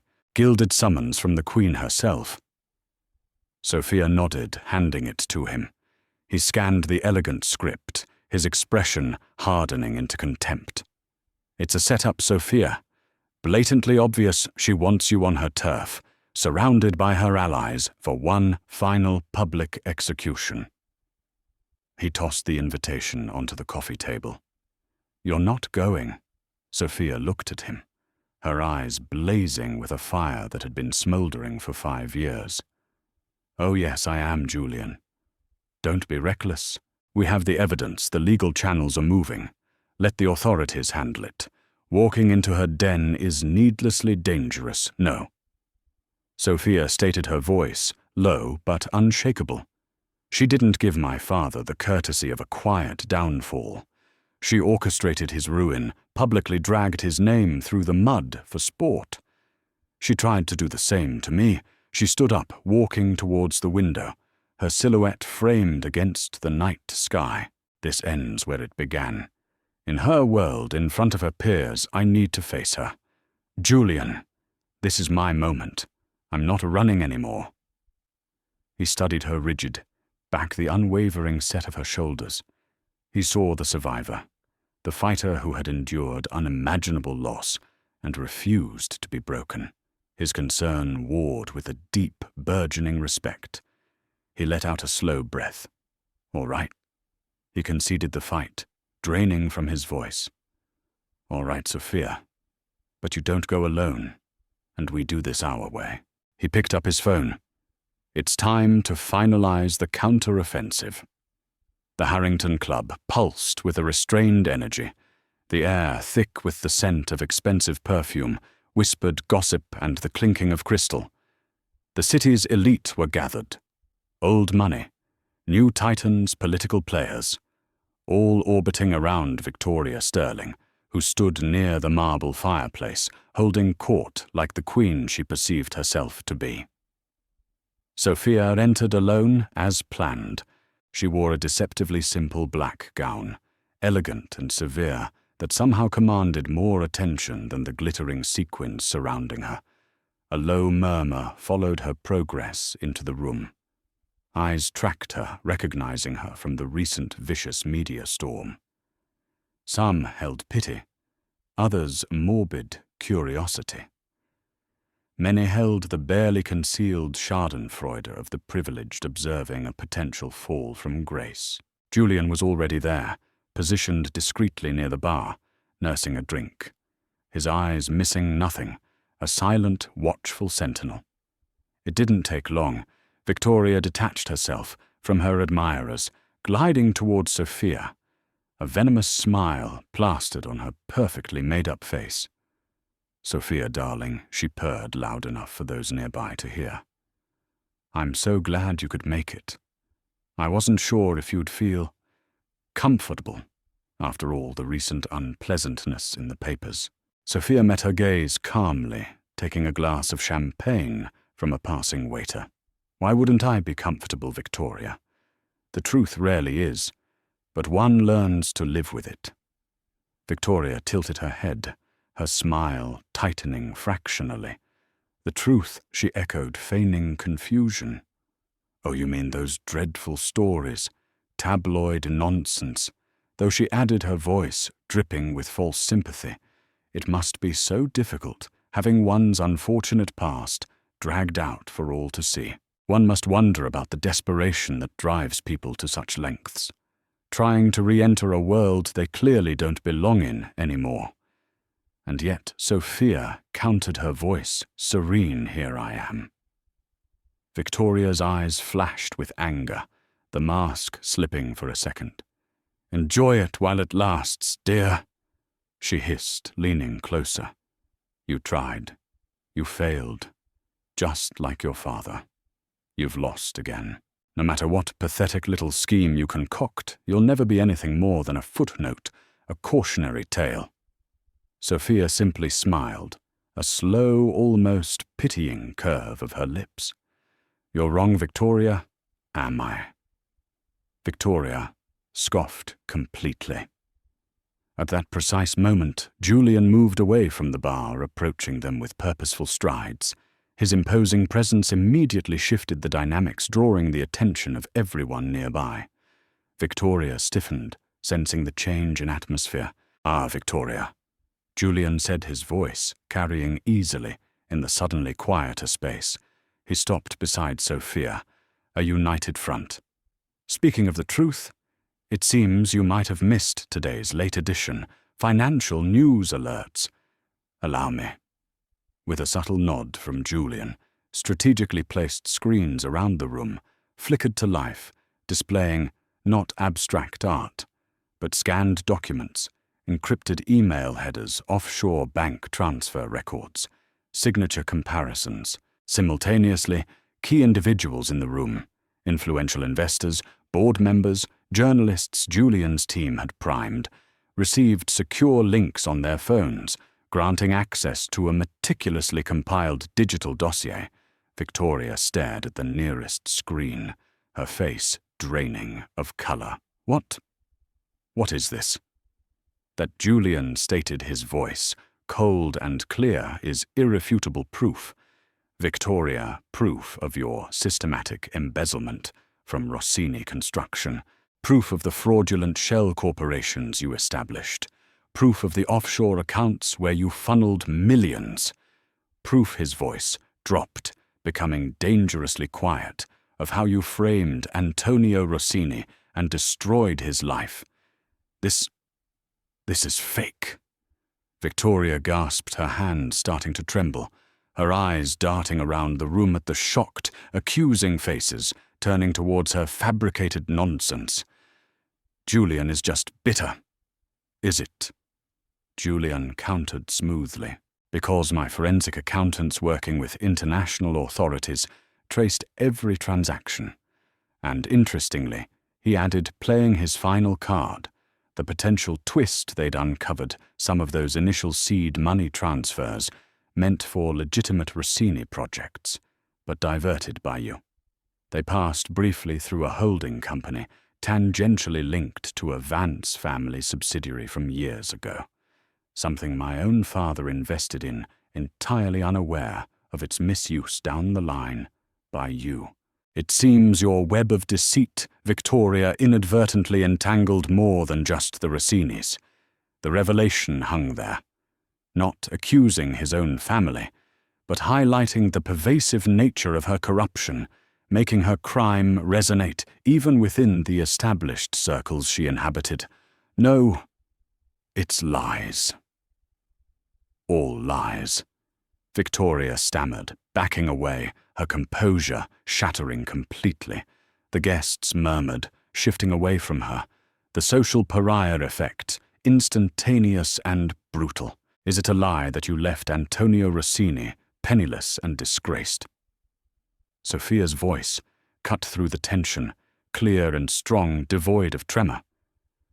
Is it a lie that my mother died heartbroken? Is it a lie that you tried to erase my entire existence? She stepped towards Victoria, her eyes blazing with righteous fury. Now she whispered, leaning in so only Victoria could hear amidst the growing chaos. You finally know what it feels like to lose everything. Victoria looked wildly around the room, trapped by the weight of 100 judgmental eyes, her empire of lies crumbling around her in real time. This can't be happening, she murmured, tears of rage and panic streaming down her face. As if on cue, the main doors of the club swung open. 2 uniformed police officers entered, followed by a stern-faced woman in a prosecutor's suit. They moved directly towards the epicenter of the drama. Miss Victoria Sterling, one of the officers stated formally, his voice cutting through the shocked silence. Victoria froze, turning towards them, disbelief warring with terror on her face. Yes, you are under arrest for multiple counts of financial fraud, embezzlement, and market manipulation. A collective gasp went through the room. Victoria let out a hysterical laugh. This is ridiculous. Preposterous. I am Victoria Sterling. And now Sophia replied, her voice resonating with cold finality. You're also a criminal. The officers stepped forward, firmly taking Victoria's arms, clicking handcuffs onto her wrists. The sound echoed in the stunned silence. Julian Victoria shrieked, turning towards him, her eyes pleading, desperate. Say something. Tell them. Julian simply looked back at her, his expression carved from ice. Your only mistake, Victoria, he said quietly, ensuring she heard every word, was believing your own lies. Believing you'd never get caught as the officers led her away, a broken, sobbing mess, stripped of her power and prestige, in front of the very society she had manipulated for years. Victoria shot one last look over her shoulder at Sophia. Her eyes burned with pure, unadulterated hatred. "This isn't over," she spat venomously. "For you, Sophia," whispered back to the empty air where Victoria had stood. "It is." And just like that she was gone. The ghost that had haunted Sophia for 5 years was finally vanquished, dragged away in handcuffs. Sophia stood tall amidst the wreckage of Victoria's life, the whispers and stares of the elite washing over her. She took a long, slow, shuddering breath, the first truly free breath she had taken in half a decade. The fight was over.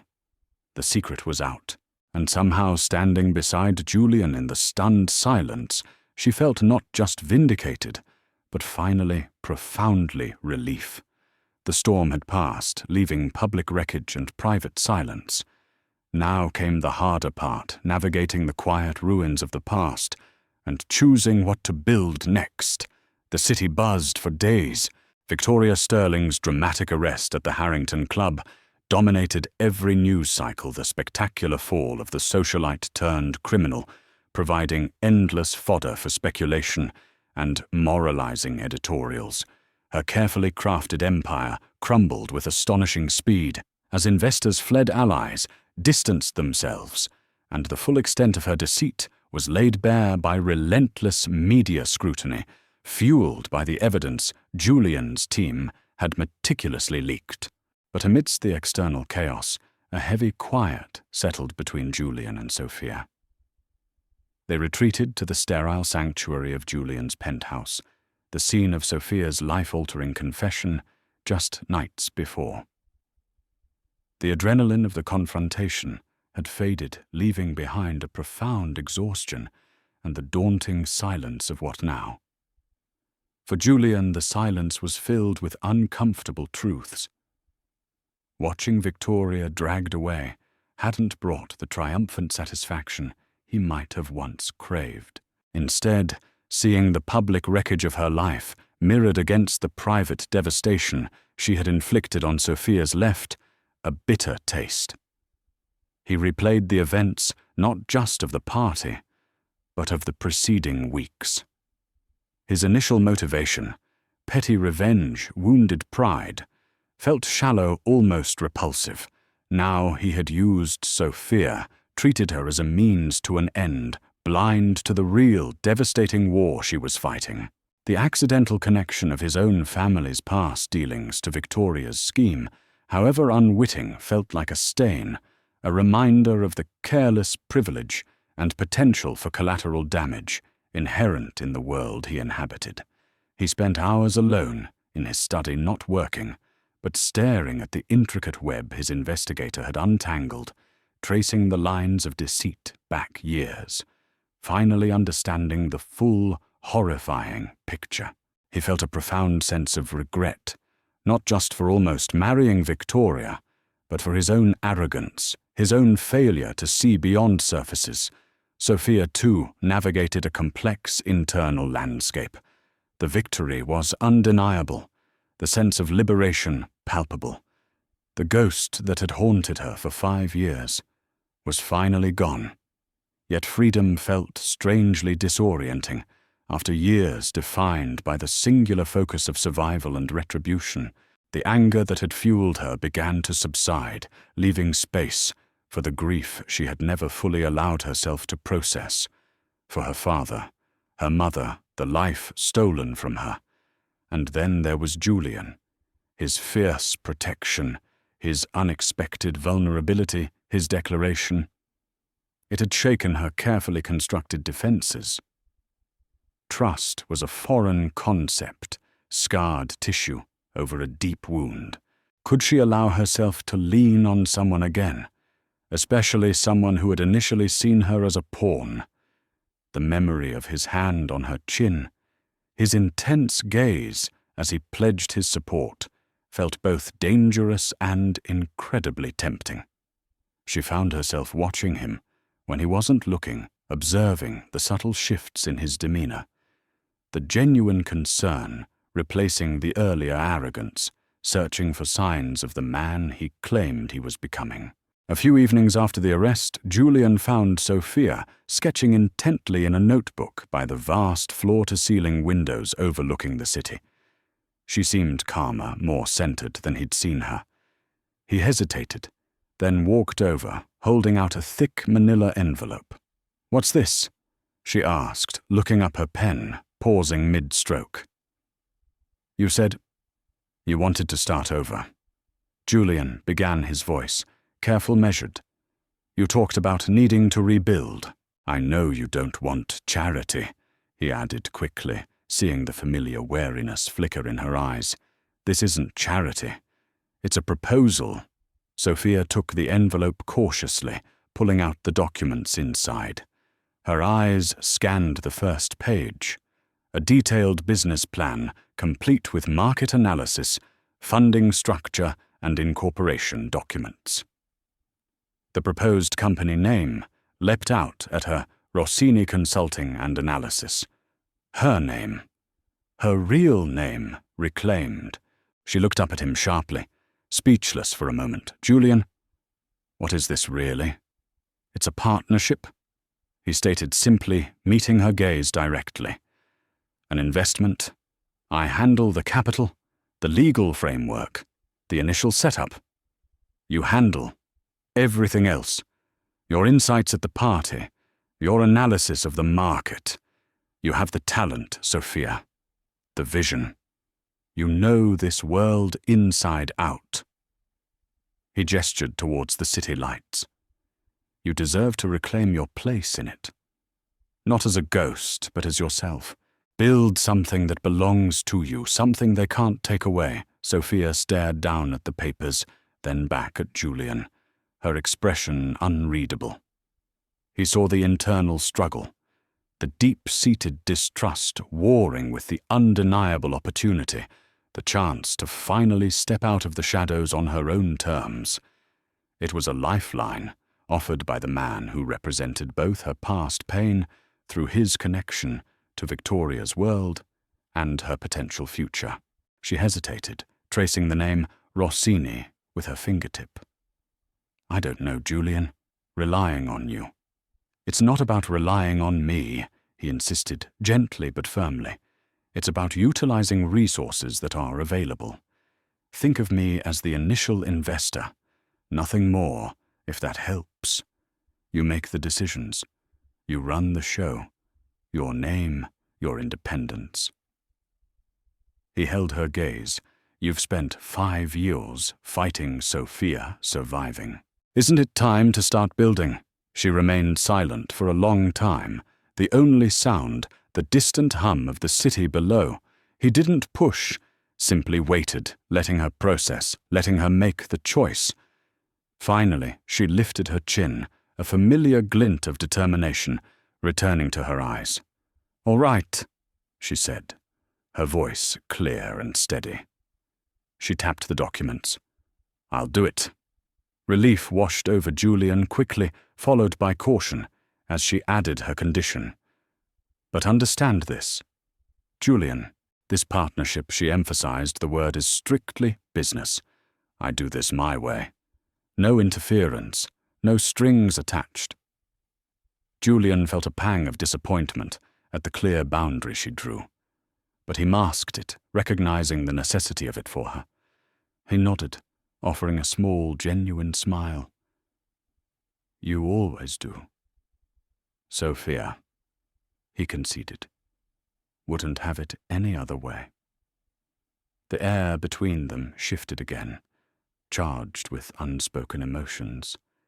His confessed feelings, her guarded hesitation. She looked away first, focusing back on the papers, creating a deliberate distance. He wanted desperately to bridge it, to pull her into his arms, to erase the shadows in her eyes. But he stopped himself. He remembered her rejection of him as a savior. Trust, like respect, had to be earned, not demanded. His change had to be proven through consistent action, not grand gestures or declarations. He had offered a foundation. Now he had to give her the space and the time to build upon it, both professionally and perhaps eventually personally. He stepped back, respecting the boundary she had drawn. The healing journey, he realized for both of them, had only just begun, brick by brick. Sophia rebuilt her name in the city's sharp reflection, and day by day Julian Vance proved his change, not with grand words but unwavering presence. Rossini Consulting and Analysis wasn't just launched. It exploded onto the financial scene. Sophia poured every ounce of her formidable intellect and energy into it, fueled by 5 years of suppressed ambition and a burning desire to reclaim the legacy Victoria Sterling had tried to obliterate, operating initially from a sleek, modern office space facilitated by Julian's resources, but entirely under her command. She moved with astonishing speed and precision. She wasn't just sharp, she was prescient. Her analyses were insightful, her market predictions uncannily accurate. She reconnected with the few loyal contacts who remembered her father fondly and hadn't been swayed by Victoria's poison, leveraging their trust into initial opportunities. Soon word spread. Sophia Rossini wasn't just back. She was a force to be reckoned with. Clients initially cautious, perhaps due to the lingering media static, were quickly won over by her competence, her integrity, and her sheer unadulterated brilliance. The business grew not just steadily, but exponentially. Throughout these demanding months, Julian remained a constant, yet carefully calibrated presence. He adhered strictly to the boundaries Sophia had set. His promised investment materialized without question or oversight. He never interfered in her business decisions, though his vast network was discreetly made available should she ever ask, which she rarely did, preferring to forge her own path. His support manifested in quieter, more consistent ways, gestures that spoke louder than any grand declaration could. He learned her coffee order, black 2 sugars, and ensured a fresh cup was waiting on her desk most mornings, delivered by his assistant, never by himself during her crucial early work hours, respecting her focus. When lingering, snide articles occasionally surfaced online, rehashing the old lies, Julian's formidable PR machine would quietly go to work, ensuring factual corrections were issued, or the damaging pieces simply vanished from prominent search results, shielding her without making a show of it. He learned to read her moods, the telltale tension in her shoulders after a grueling negotiation, the flicker of exhaustion in her eyes after pulling an all-nighter. On those evenings, he wouldn't suggest a fancy dinner knowing she'd refuse. Instead, he might simply show up at her office door hours after everyone else had left, holding takeout from her favorite unassuming Thai place. "Thought you might need fuel," he'd say, casually, settling onto the corner of her desk, content to eat in companionable silence or listen if she needed to vent, offering practical advice only if explicitly solicited. There were still challenges. One afternoon, a potential major client, an older conservative banker known for his skepticism, made a pointed remark during a pitch meeting, referencing the unfortunate circumstances surrounding the Rossini name before Sophia could deliver the sharp professional rebuttal already forming on her lips. Julian, who was present at her request as a silent partner, simply leaned forward slightly, fixed the banker with a cool, unwavering stare, and stated quietly, "Mr. Henderson, the only circumstance relevant here is Miss Rossini's unparalleled expertise in identifying alpha generation within volatile markets. Shall we return to the Q3 projections?" The banker, visibly chastened by Julian's quiet authority and implicit defense, immediately backed down. Later, Julian simply said to Sophia, he needed reminding who runs the most respected firm in this room. He acknowledged her strength while seamlessly deflecting the attack. Slowly, tentatively, Sophia began to lower her guard. The rigid formality she initially maintained around Julian started to soften, one late night over lukewarm pod thai, she found herself telling him a funny, self-deprecating story about a disastrous summer internship she'd had years ago, long before the betrayal. It was a small thing, a glimpse into the person she'd been before. The world broke her, shared voluntarily, and Julian simply listened. His quiet chuckle genuine. She started accepting his occasional invitations for casual dinners, finding herself able to relax slightly in his company, the ever-present tension easing fractionally. The silences between them became less charged with unspoken questions and more filled with a comfortable earned understanding. She saw the consistent respect in his actions, the patience in his eyes, the genuine pleasure he seemed to take in her success. He wasn't trying to possess her or control her. He was simply there, a steady, reliable presence in the often turbulent wake of her rebuilding life. The peace wasn't absolute. There were still days when a shadow from the past would flicker, a face in the crowd that looked vaguely familiar and hostile. A news item mentioning the ongoing sterling legal battles that brought back a wave of nausea, but now those moments felt less overwhelming. She knew she wasn't facing them alone. She had built her fortress, Rossi Consulting brick by painstaking brick, and beside her stood an unexpected ally, patiently proving day by quiet day that trust once shattered could perhaps eventually be rebuilt. Months of quiet support had rebuilt more than a company. Now, under a hopeful sky, Julian Vance risked everything on one question, believing trust was finally restored. Several more months unfolded, marked by the steady rhythm of Rossi Consulting's success and the quiet deepening of the bond between Julian and Sophia. The wariness in her eyes had softened, replaced by a cautious warmth. The boundaries, once rigidly enforced, now felt more like respectful space than defensive walls. They worked together seamlessly when needed, debated business strategies as equals, and shared easy laughter during late nights fueled by takeout and ambition. Julian had kept his word, proving his change through consistent patience and unwavering, unobtrusive support. He hadn't pushed, hadn't pressured, simply waited, allowing her the time and space she needed to heal and trust again. He chose a weekend, suggesting a return to the secluded beach cabin where months ago, amidst the fallout of Victoria's arrest, he had first proposed the idea for her company. It felt symbolic, a return to the place where their new beginning, however tentative, had been seeded.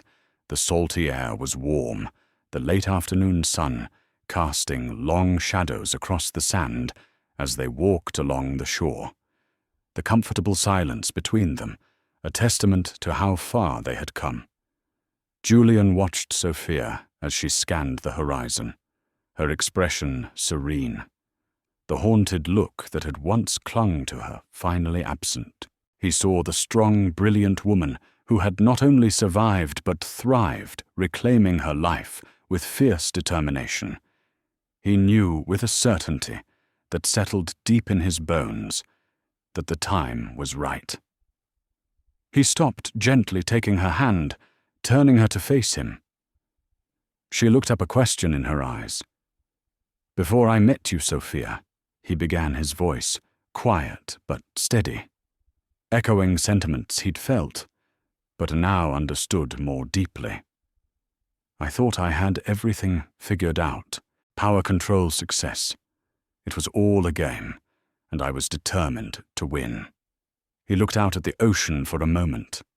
"I was arrogant, driven by ego, and deeply suspicious of anything I couldn't immediately understand or dominate, including you." He met her gaze again, his own open, vulnerable. "You challenged everything I thought I knew. You saw through the facade. You weren't afraid of me, and frankly, that terrified me initially." A small smile touched his lips. "You forced me to confront parts of myself I didn't like. You showed me what real strength, real resilience looked like. He squeezed her hand gently. You didn't just change my perspective, Sophia. You fundamentally changed me. You made me want to be better, more human. Sophia listened intently, her expression soft, her eyes searching his. I know the path here wasn't easy, he continued, his voice thick with emotion. Our beginning was tangled in secrets, and my own damn pride, trust wasn't given. It had to be earned, and I hope over these past months I've shown you. He trailed off, taking a deep breath before reaching into his pocket. He pulled out a small velvet box. Sophia's eyes widened slightly, her breath catching. Julian knelt before her on the sand, opening the box to reveal a stunning, elegantly cut diamond ring that sparkled in the fading sunlight. Sophia Rossini. He said, his voice filled with earnest sincerity. His eyes locked on hers. I know I don't deserve you after everything, but I love you more than I thought possible. I love your strength, your intelligence, your fire, even your stubbornness. He smiled. I want to spend the rest of my life proving that the trust you've shown me isn't misplaced. I want to build a future with you, based not on secrets or games, but on honesty, respect, and this love that has completely undone me. Tears welled in Sophia's eyes, but she didn't look away. Will you marry me? She didn't answer immediately. He saw a flicker of old pain, old caution cross her face, quickly followed by a wave of profound emotion. She looked down at the ring, then back into his hopeful, waiting eyes. A slow, radiant smile spread across her face, chasing away the last of the shadows. Yes, she whispered, her voice thick with tears, but clear and certain. Yes, Julian, I will. Relief and overwhelming joy surged through him. He slid the ring onto her finger, its coolness a tangible promise against her warm skin. Standing up, he pulled her into a fierce embrace, burying his face in her hair. She clung to him, laughing and crying simultaneously. He tilted her chin up and kissed her, a kiss that held none of the desperation or anger of their past encounters, only deep, abiding love and the promise of a shared future, finally free from the ghosts of yesterday. The barriers were finally truly down. Under a clear sky beside a calm sea. The final chapter wasn't an ending but a beginning, built on hard-won trust and the promise of shared tomorrows. Their wedding wasn't held in a grand ballroom or an ancient cathedral. Instead, they chose the beach beside the secluded cabin, the place where Julian had first proposed the partnership that became Rossi Consulting, and later the partnership that would define their lives. The ceremony was intimate, attended only by a handful of truly close friends. Ethan Cole, beaming beside Julian, a few loyal colleagues who had believed in Sophia from the start, and the quiet presence of Julian's security detail, a subtle reminder of the world they still navigated. White flowers adorned a simple driftwood arch, the backdrop, the endless expanse of the blue ocean, the soundtrack, the gentle rhythm of the waves. Sophia, stunning in a simple, elegant white dress that flowed in the sea breeze, walked towards Julian, her eyes locked with his, reflecting the deep, steady love that had weathered impossible storms. Their vows were quiet, heartfelt exchanges that spoke volumes more than grand pronouncements could. Julian, his voice thick with emotion, spoke not of perfection, but of gratitude. For her challenging him, for her resilience, for showing him a path beyond arrogance, and for the hard-won trust she had placed in him. Sophia, her voice clear and strong, acknowledged the fear she had overcome, the walls she had let down, and the unwavering partner she had found in the man who had patiently proven his transformation. They exchanged simple rings, sealing promises forged not in naivete, but in the crucible of betrayal, loss, and redemption. Married life settled into a comfortable rhythm, an extension of the supportive partnership they had built. Julian continued to champion Sophia's ventures while fiercely guarding their privacy, and Sophia found herself leaning into the security of his love, allowing herself the simple joys she had long been denied. Rossi Consulting thrived, a testament to her brilliance and hard work, solidifying her respected place in the financial world under her own name. A few months later, a quiet joy began to bloom, a persistent fatigue, a strange nausea. Sophia initially dismissed it as stress, but a growing suspicion led her to a doctor's visit. The confirmation left her breathless, staring at the ultrasound image, with tears blurring her vision. She found Julian later that evening, sitting him down on the familiar couch in the penthouse, her heart pounding. She simply placed the small, grainy image in his hand. "Julian," she whispered, her eyes shining. "I'm pregnant." He froze, staring at the image, then at her face, his own eyes widening in disbelief before erupting in pure, unadulterated joy. Pregnant, he breathed, pulling her into a tight embrace, laughing against her hair. At the follow-up appointment, the surprise doubled twins, a boy and a girl, too. Julian had choked out, laughing again, shaking his head in wonder as he held Sophia close in the doctor's office. "We're having 2 babies." Apparently, Sophia laughed through happy tears. "We don't do things by halves." That evening, standing on their balcony, watching the city lights twinkle below, the same view that had once seemed like a symbol of everything she had lost, Sophia leaned her head against Julian's shoulder. He wrapped his arms around her, resting one hand protectively on her still flat stomach, where their unexpected family was beginning. "We built an empire together." He murmured, his voice filled with quiet awe, referencing her company's success. "Now we build a family." Sophia smiled, her heart full. "And it'll be the best one ever." She agreed softly. She knew, looking towards the future with him, that life would still hold challenges. The world didn't magically become perfect. Peace, like trust, required constant vigilance and effort. There might still be ripples from the past, new hurdles to overcome. But standing here, loved, secure, with new life growing within her, and Julian steadfastly by her side, she felt an unshakable sense of hope. They had faced the worst and rebuilt. Whatever came next, they would face it together. Their secret was out their past, acknowledged, and their future finally was theirs to write. What a journey Julian and Sophia took us on, from a sidewalk encounter, born of revenge and desperation, grew something unexpected, a testament to resilience, the hard path to earning trust, and the possibility of profound change.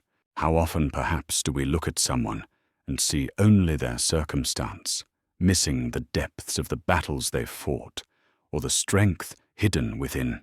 Their story reminds us that appearances can be deceiving, and sometimes the most unlikely connections can lead to the most meaningful transformations. Rebuilding trust after deep betrayal is never easy, is it? But perhaps seeing their path gives a little hope that even deep wounds can eventually heal. This story of resilience, justice, and second chances truly resonated with us, and we imagine it might have touched you too. We'd love to hear your thoughts. What part of Julian's journey towards earning Sophia's trust struck you the most? Do you believe forgiveness and love can truly blossom even after such a rocky beginning? Share your reflections in the comments below. Let's talk about it.